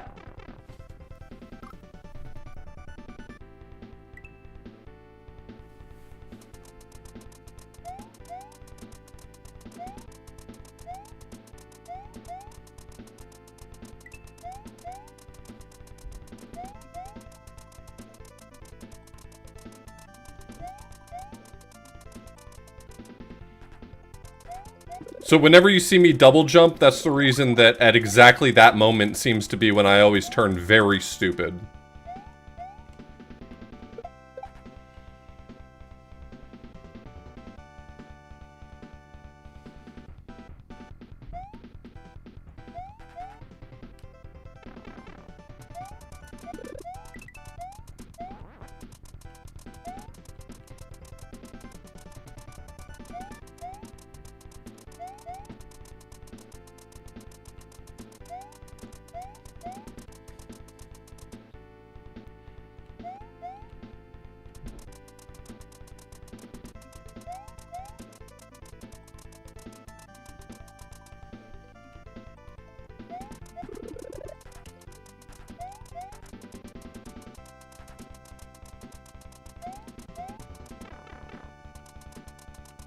Fine, just stabilize.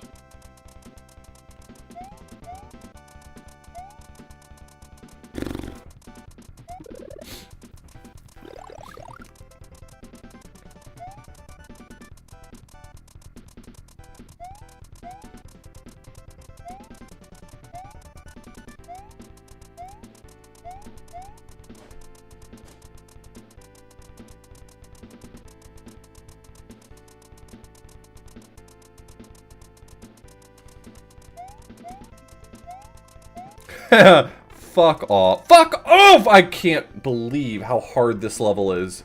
Just, my brain refuses.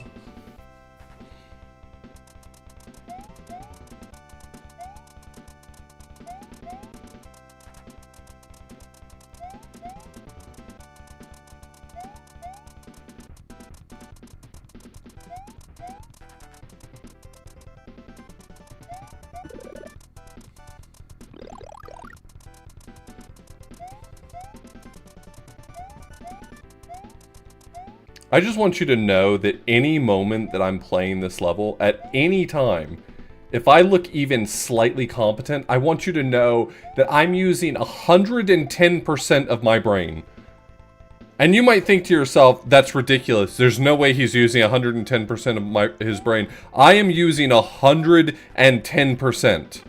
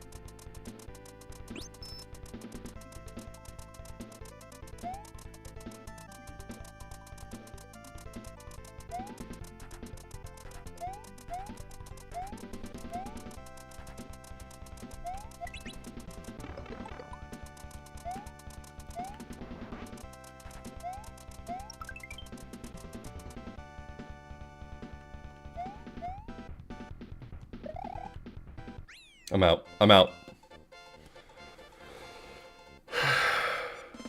That was so stressful.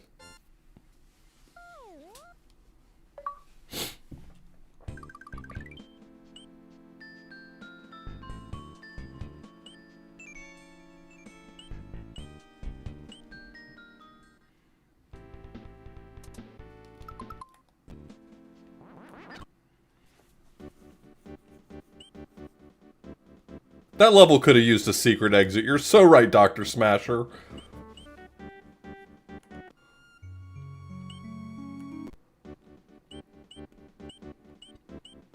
Ba-ba-da-ba-ba-ba-ba-da-bum.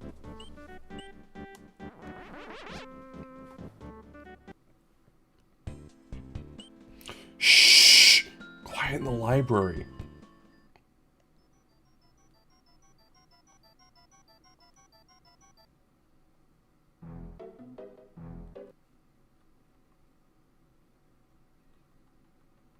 What's primed? Grab the moon and land on the last platform without dying. Please be quiet while in the library. Every sound made adds up this meter. Don't let it fill up. Oh, God. Oh, wow.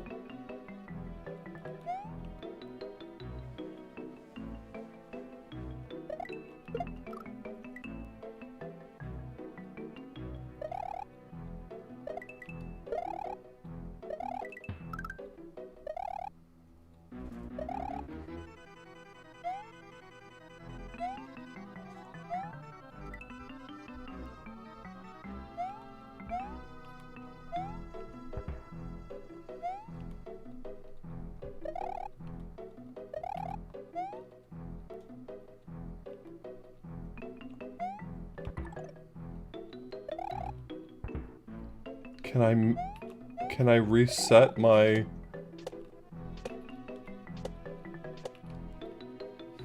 sound meter?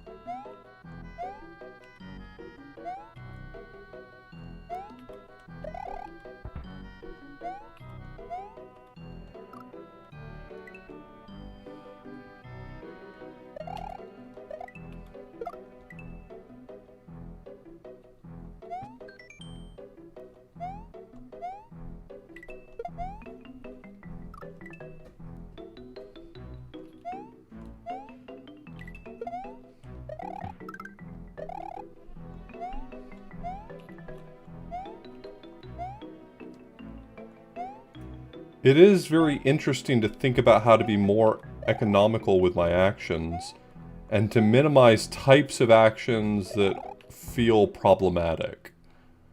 Like, spin jumping on an enemy makes a sound, so I'm trying not to land on enemies where possible.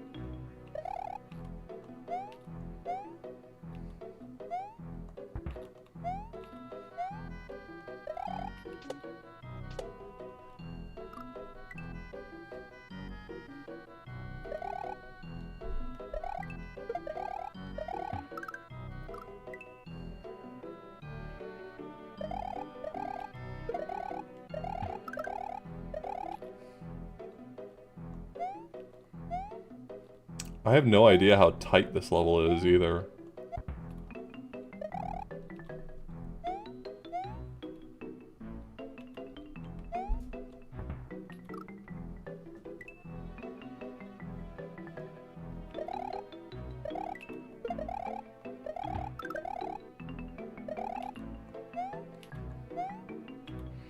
Like, I'm already seeing actions I should be able to cut out.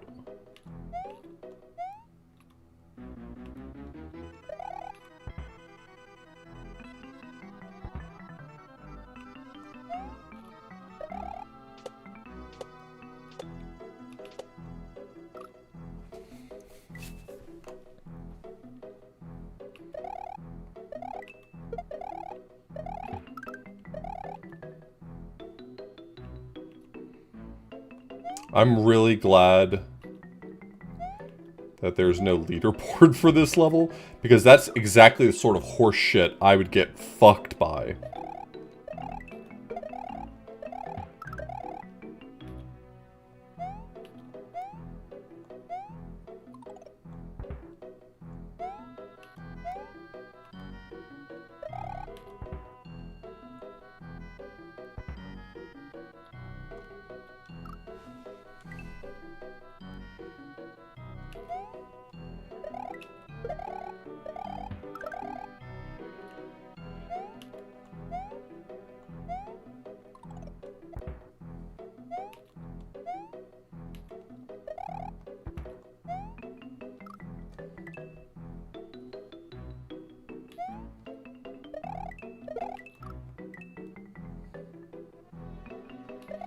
Well, there was that one level in Yump 2,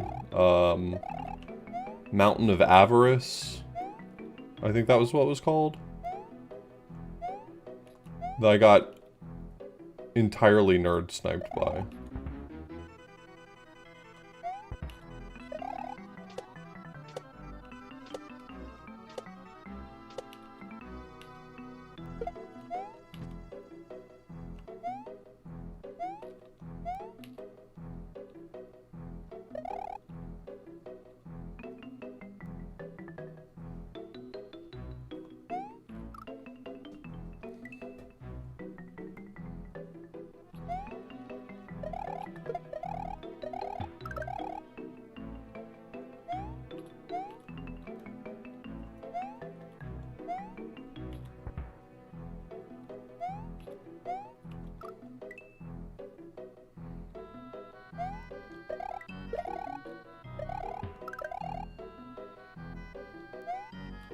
I think I'm in really hyper optimization mode right now, and I don't think that's probably necessary. So I'm not worrying about it too much if I don't play perfectly. If there were a leaderboard, I'd worry.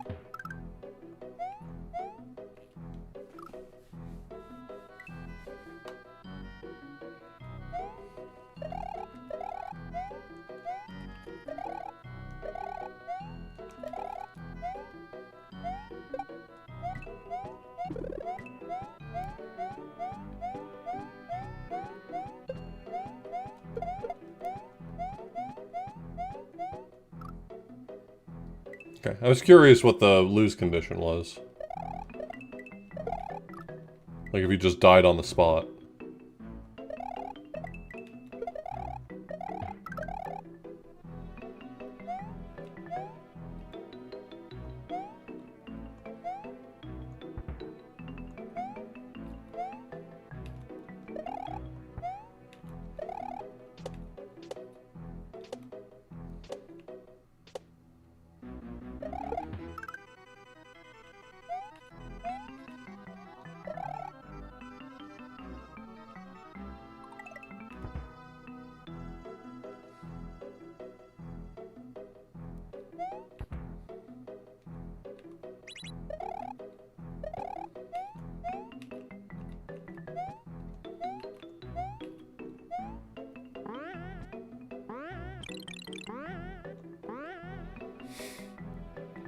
That added a lot of...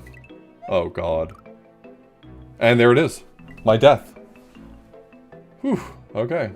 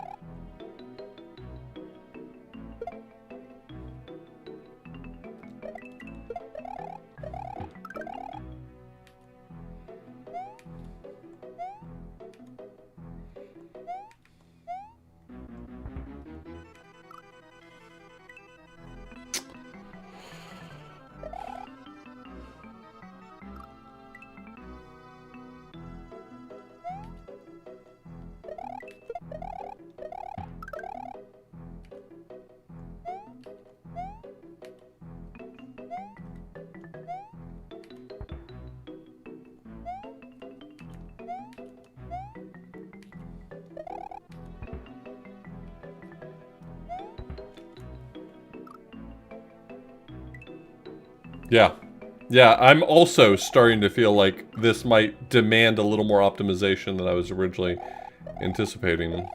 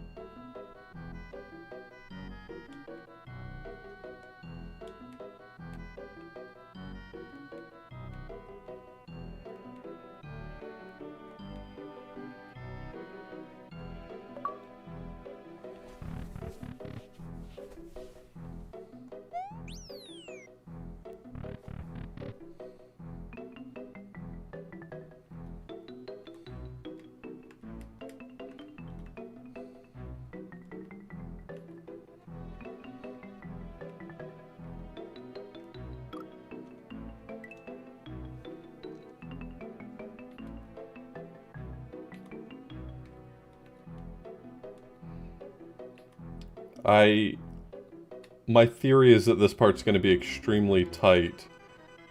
And that I can't really afford any... Because, like, it's clearly set up to be possible to take almost no noise through this.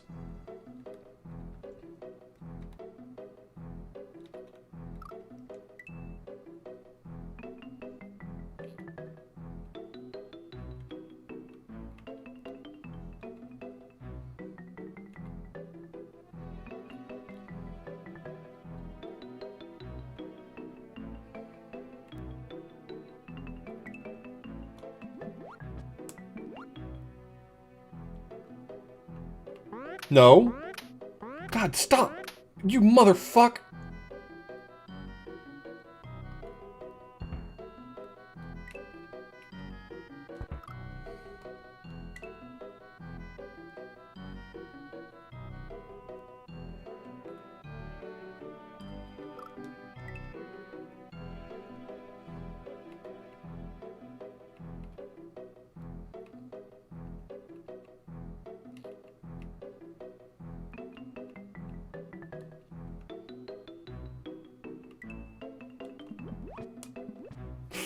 Don't bonk your head.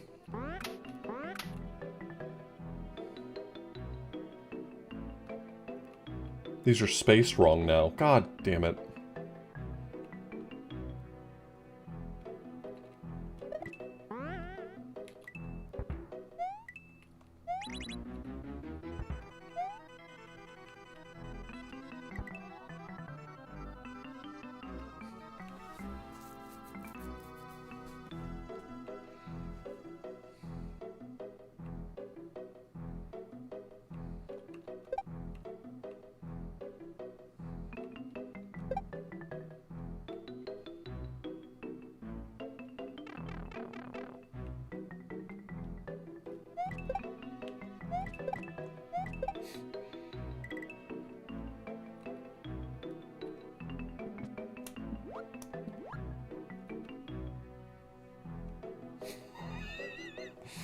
Satan, okay?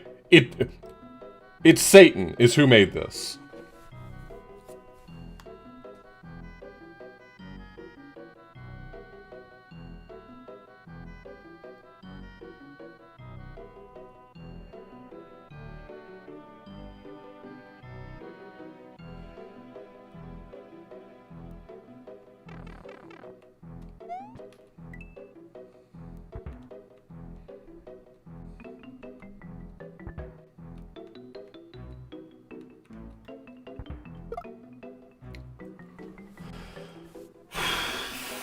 That was close.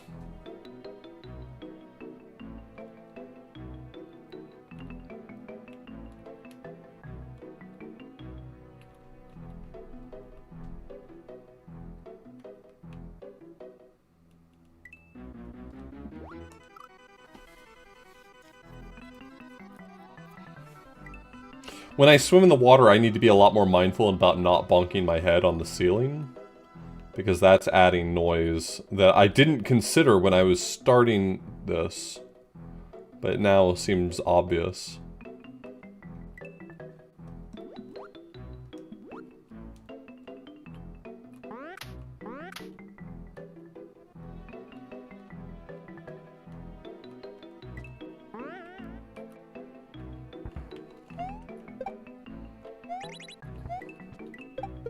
That sucked. Jesus Christ.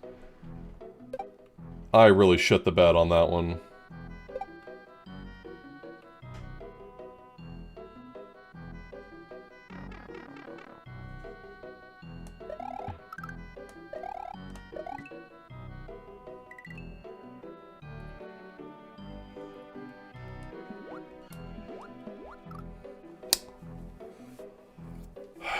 I need to focus more on the pattern of the lotus flower than I do in the pattern of the fish. The fish I can work with, but where that lotus flower is in its cycle matters way more.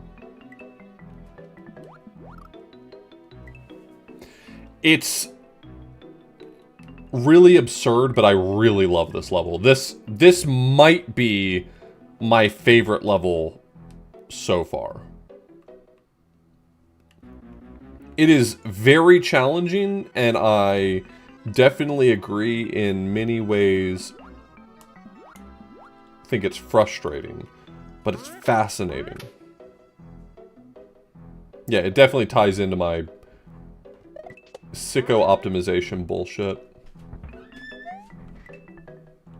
Yeah, you like this level? Yeah, it's beating my ass, though. You need anything? Nope, I'm good, thank you, though. Yeah.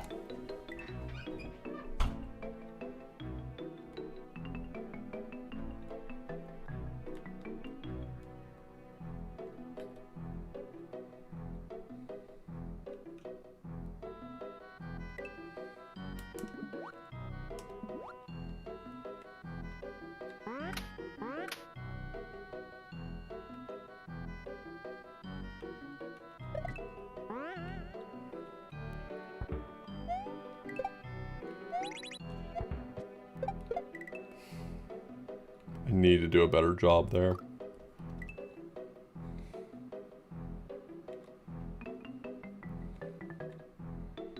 There's a part of this that is kind of interesting that, despite the fact that as a puzzle you really want to take it slowly, because there's so many things that you can encounter that just sort of deal damage over time to you, it really makes you feel like you have to rush.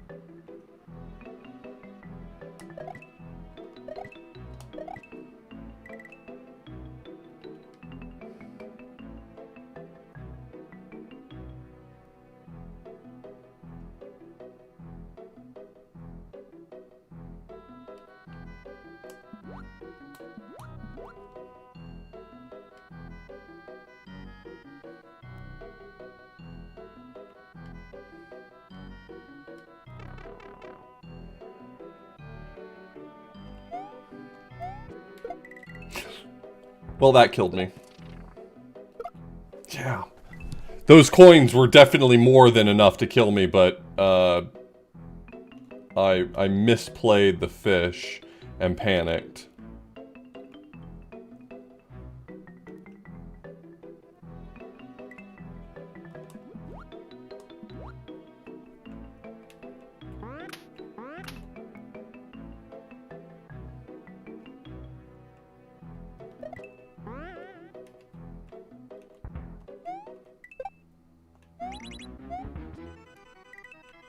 Ooh, that was smooth. I saved some noise there.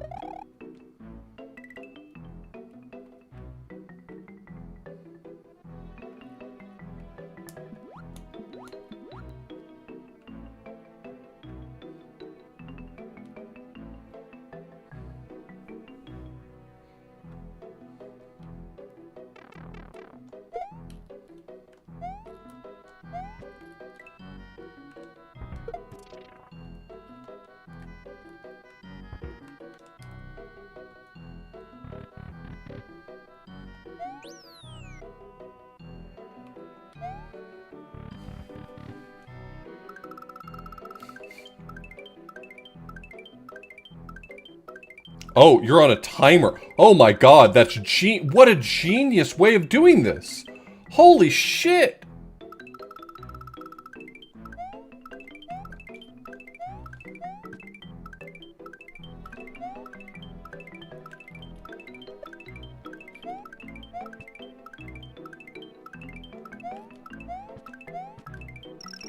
Ah!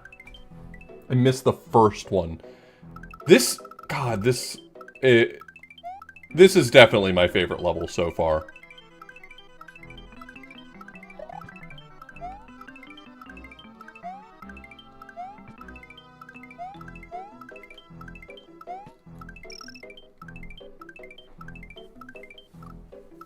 What a brilliant level.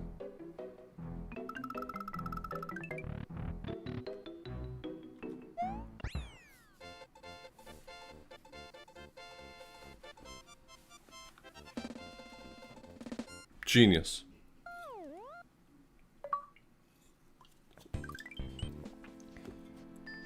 Yep. Yep. Yep, Absist. Absolutely. Yep.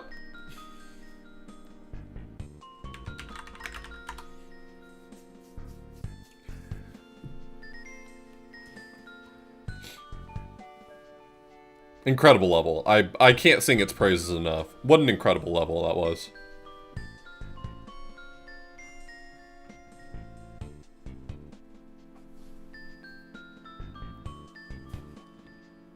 I'm kind of blown away by how good that was.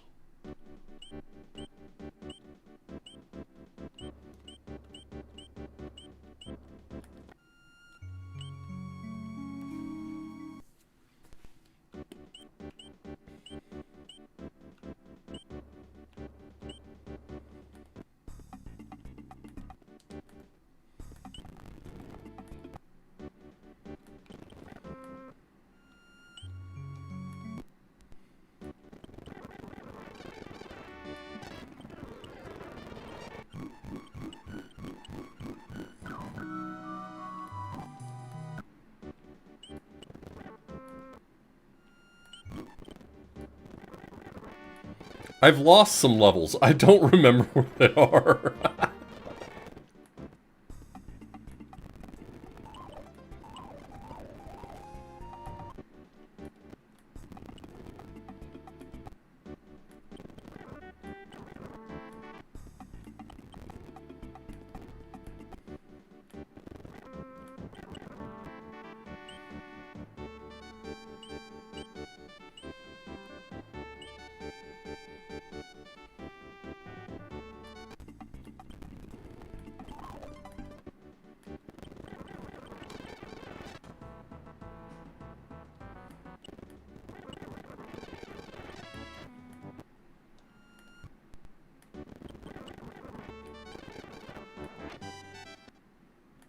Here it is, okay.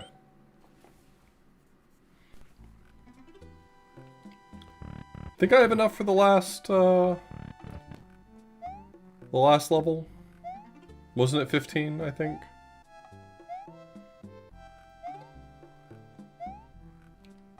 $20.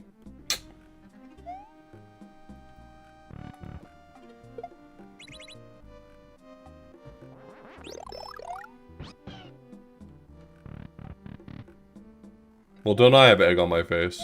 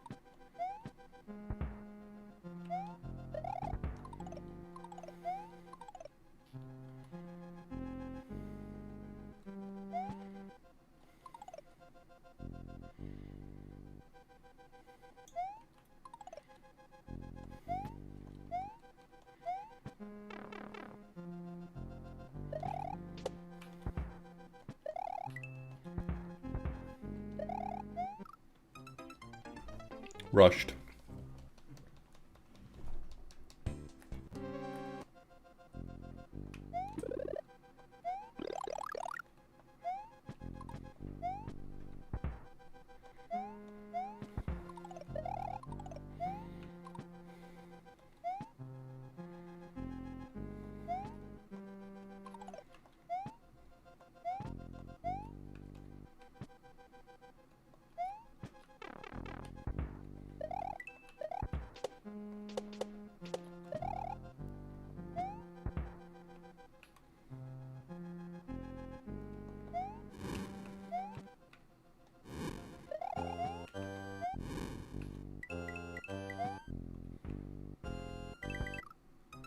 I needed to be at full run speed, and then I would have made it through there, but I wasn't, and I didn't.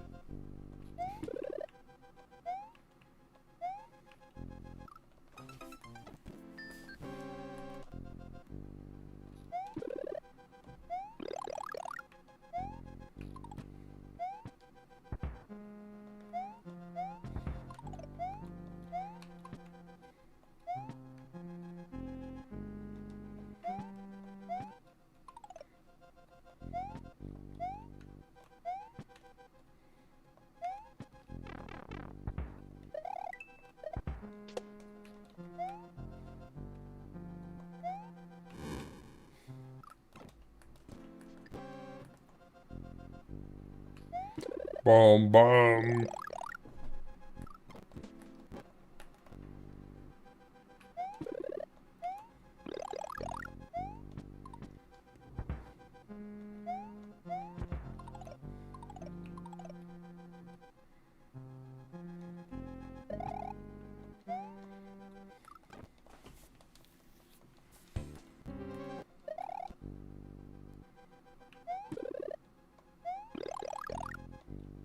Bum bum.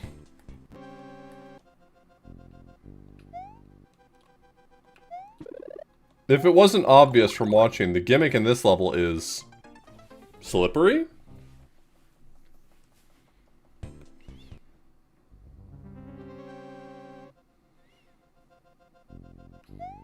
Bum bum.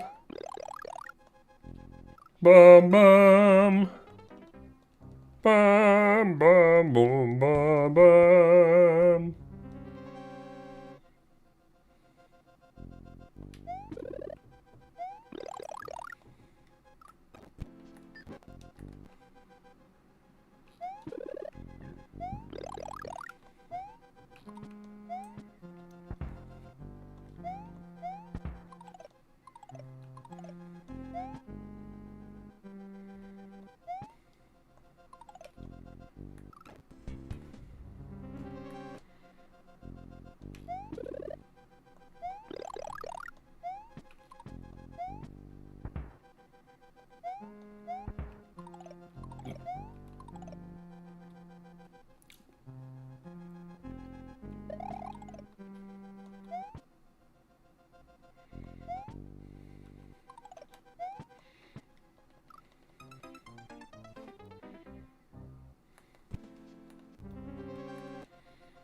Sometimes I think we deserve a slippy little floor, you know?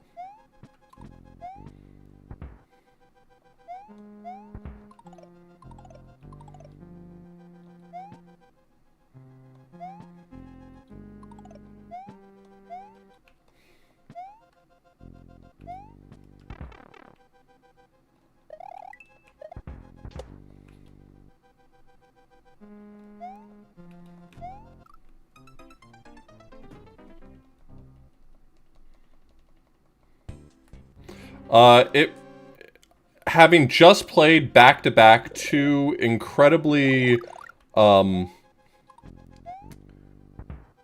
like, hyper-specific gimmick levels, it does feel strange to be back to treating this like normal Mario.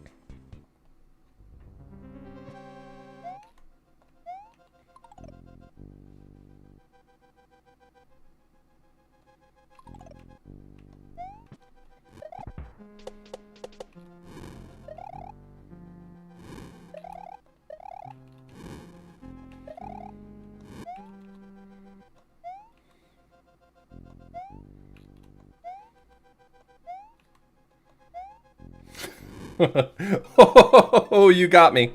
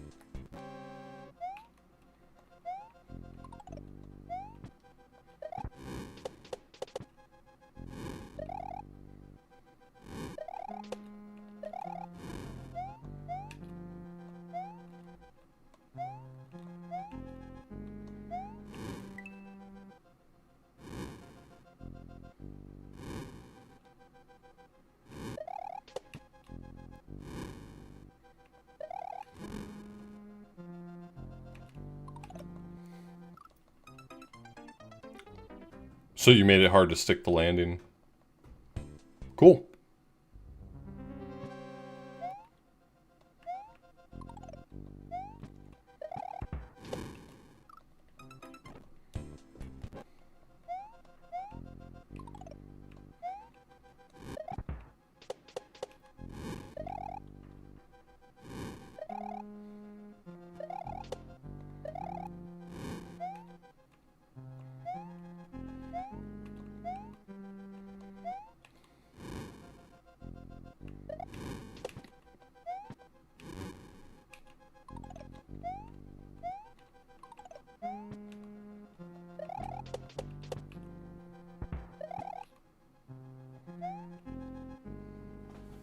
Just bring a mushroom through the whole fucking thing. Okay.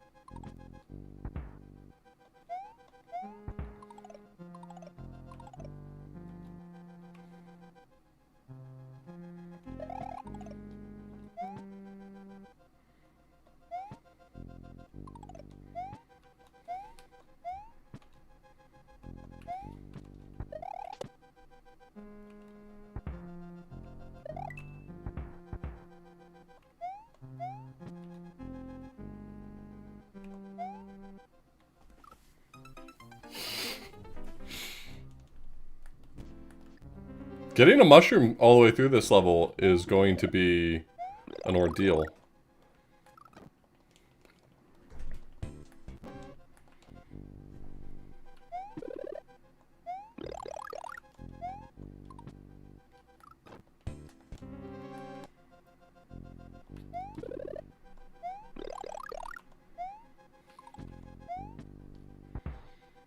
Nope.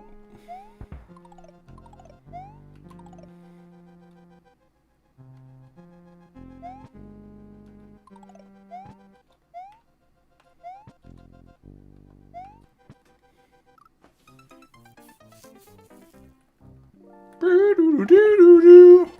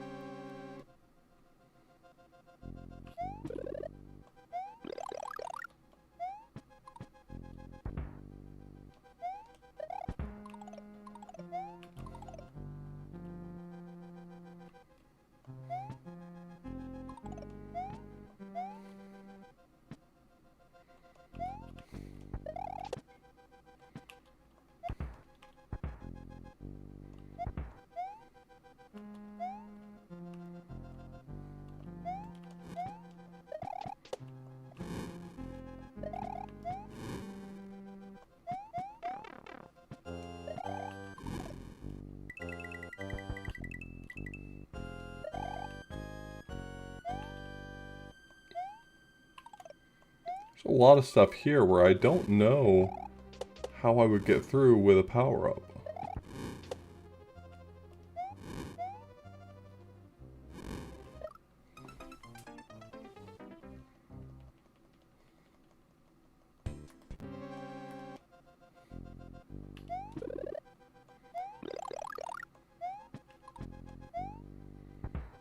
I have a loose familiarity with this game.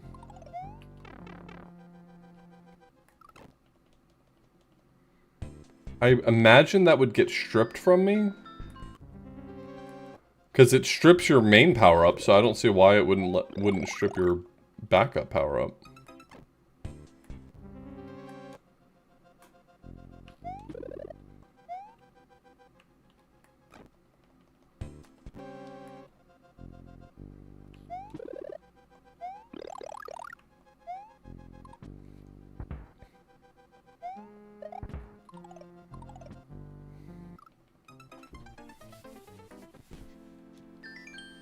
Yeah, this has the no power-up flag. Okay, Morsel, first off, you're gonna call that 4 stars? We'll talk. We'll talk later.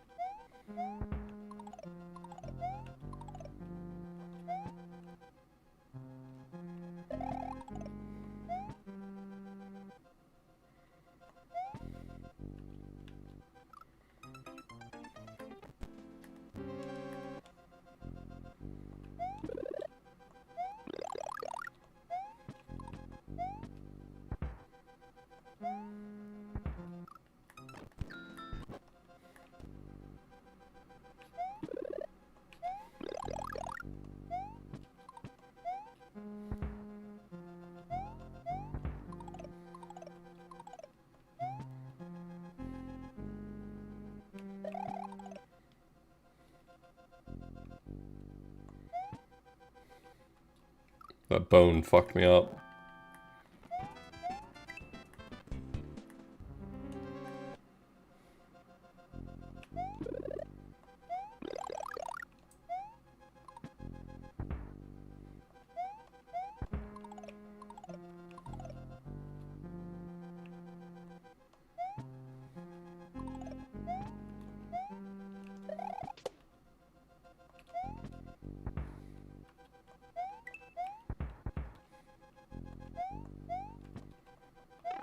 No. There are blocks there?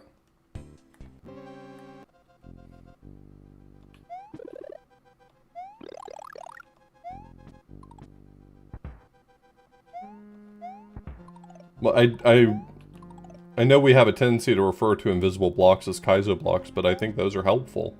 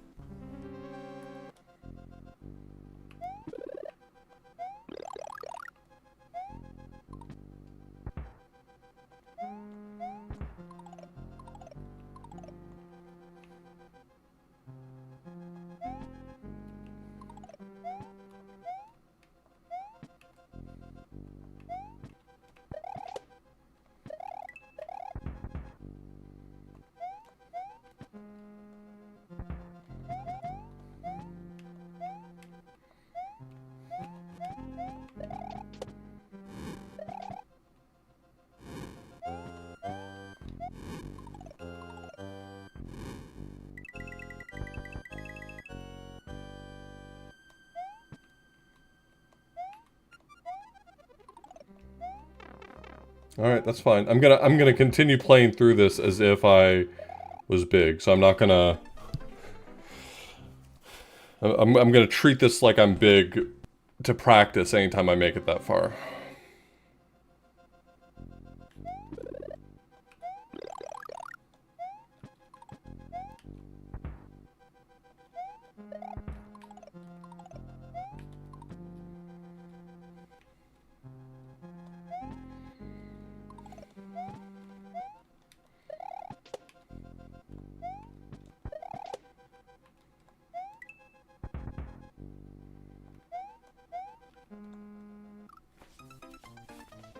Okay, when I get into that gap, I need to unduck for just a moment. It'll stop me.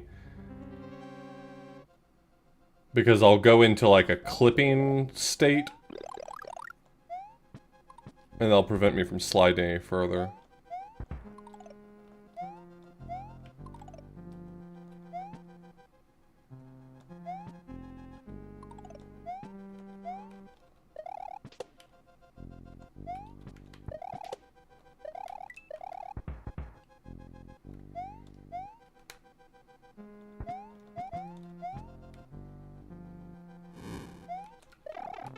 It's fine, I'm gonna just practice.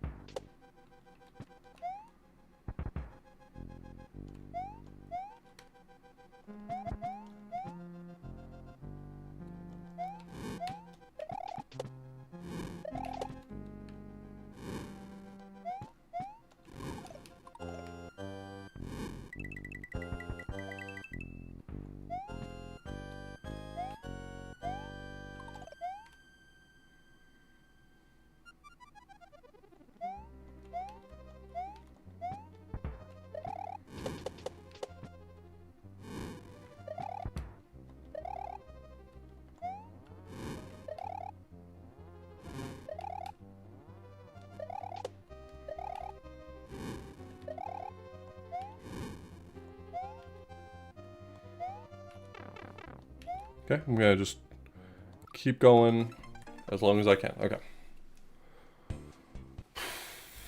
That's good progress. I already managed to get through at least one thing I wasn't sure how I was gonna get through, so... I have a feeling that sliding is going to be our workhorse for a lot of stuff.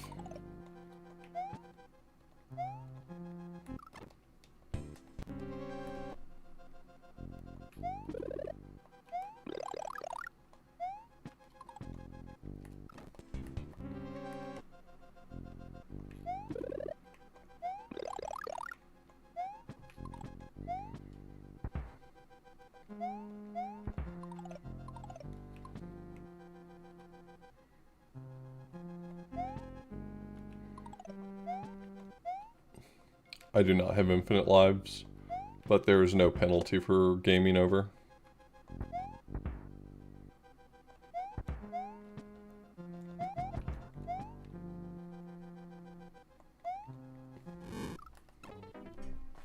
No, it's fine. Every time you leave a stage, it saves on the overworld.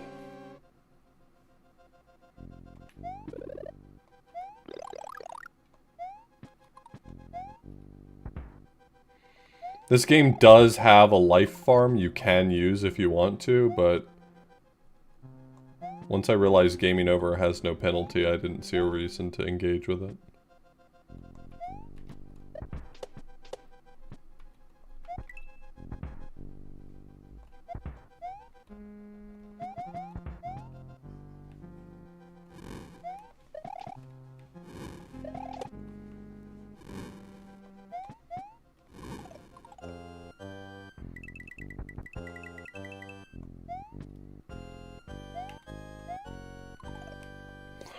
A little too fast. So they save instantly. The only risky ones are if you collect anything on your last life, so you don't go back to the overworld, then they won't save. But other than that, every time you collect dragon coins and then go back to the overworld, those save too, so.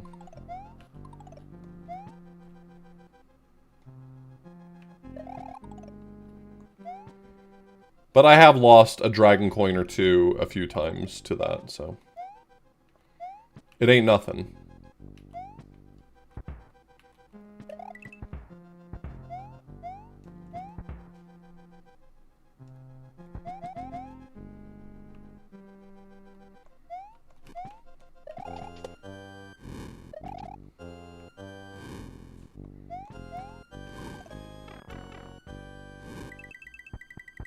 I guess I'll practice.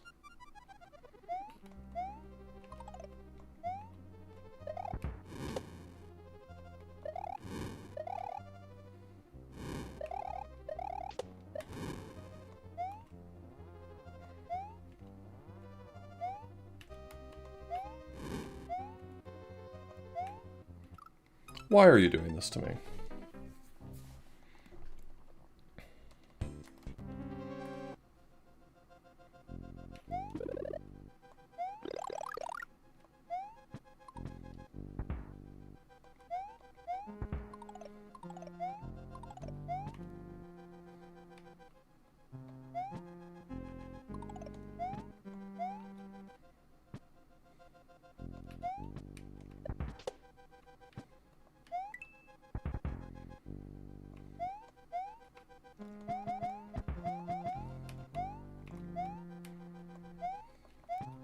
I couldn't stabilize. The slippery really does fuck you so much. It's like, it's very hard to stabilize sometimes.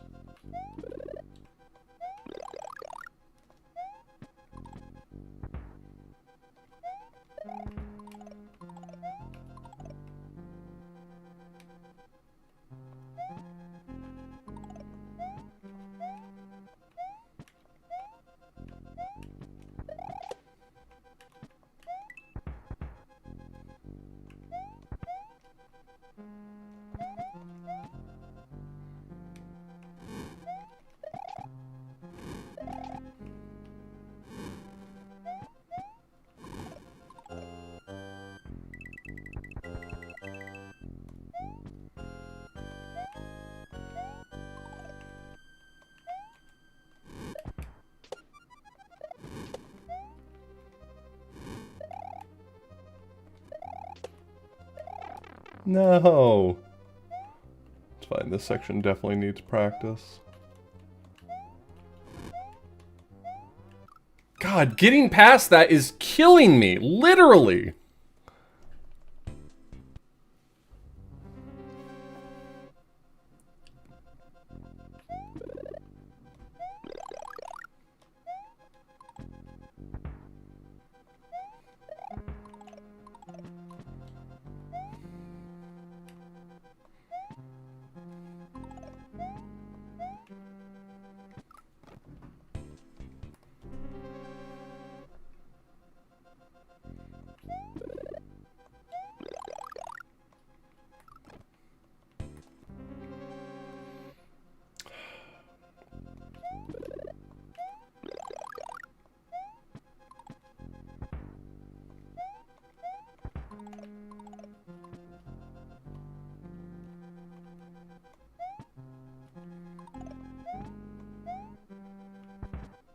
Oh, that's so much smoother. I'm gonna start doing that.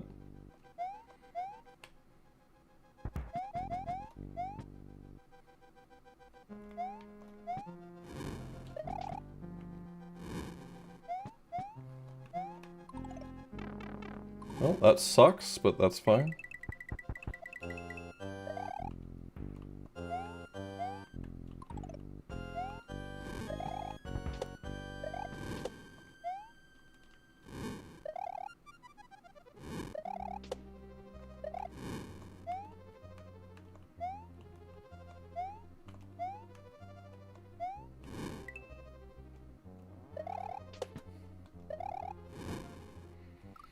I need to hold jump there, but I think I have to... like, with a mushroom, I would have to slide there.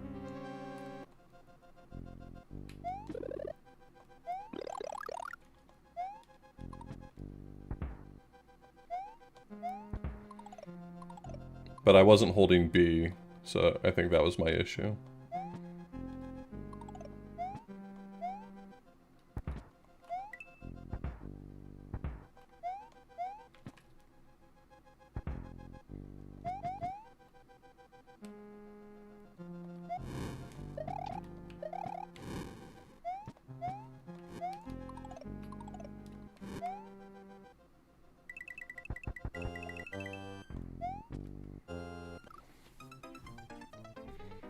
Dum dum.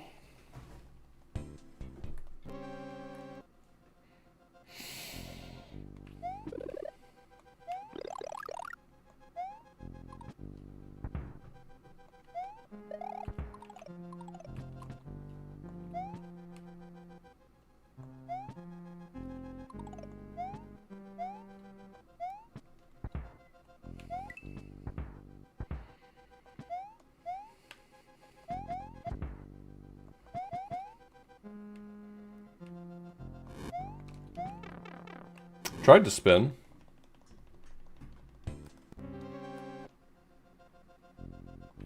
Nope.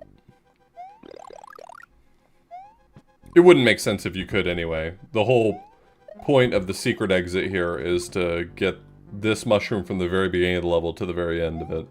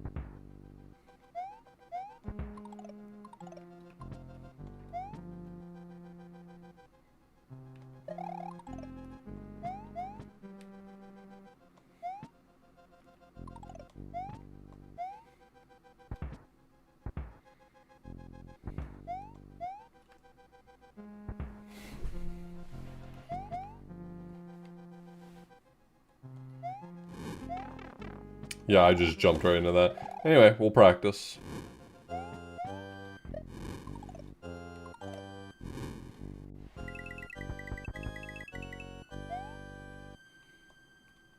And die.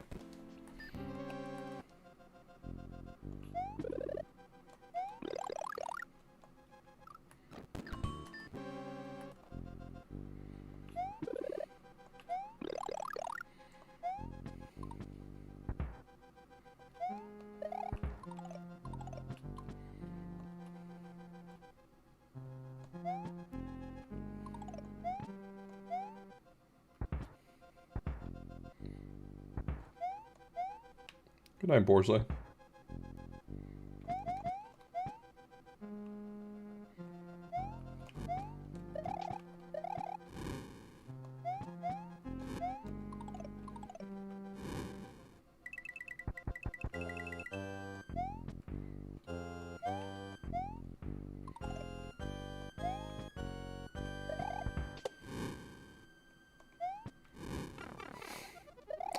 Alright, well, let's practice this part again.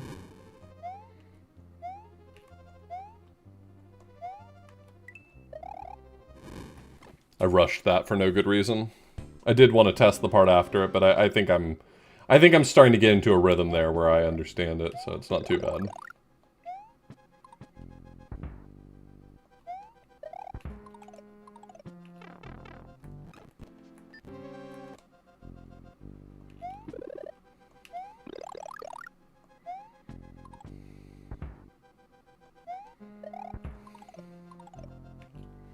I pressed jump. I pressed it to jump.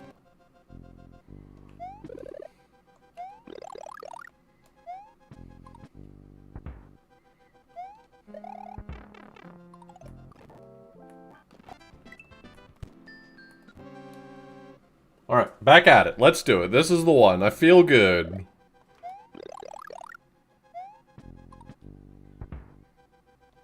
Bada bing. Okay. This one, though, this is the real one.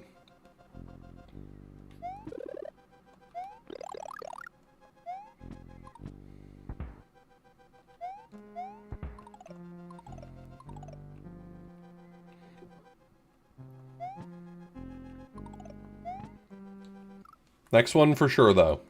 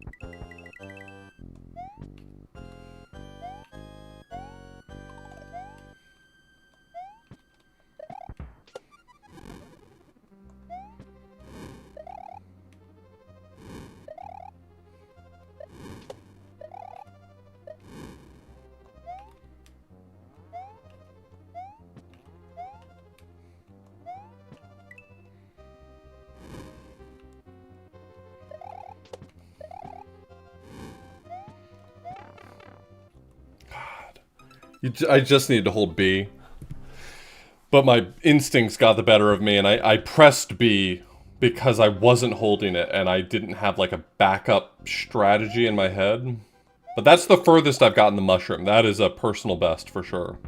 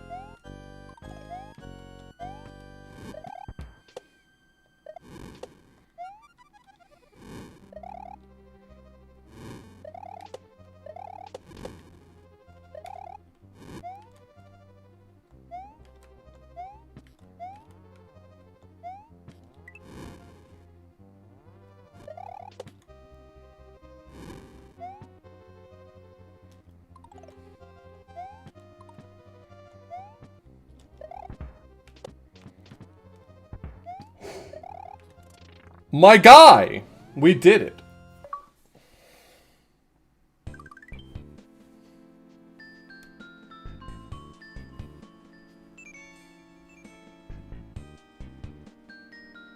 Well, I think that's a stopping point. I don't think I'm going to accomplish anything better than that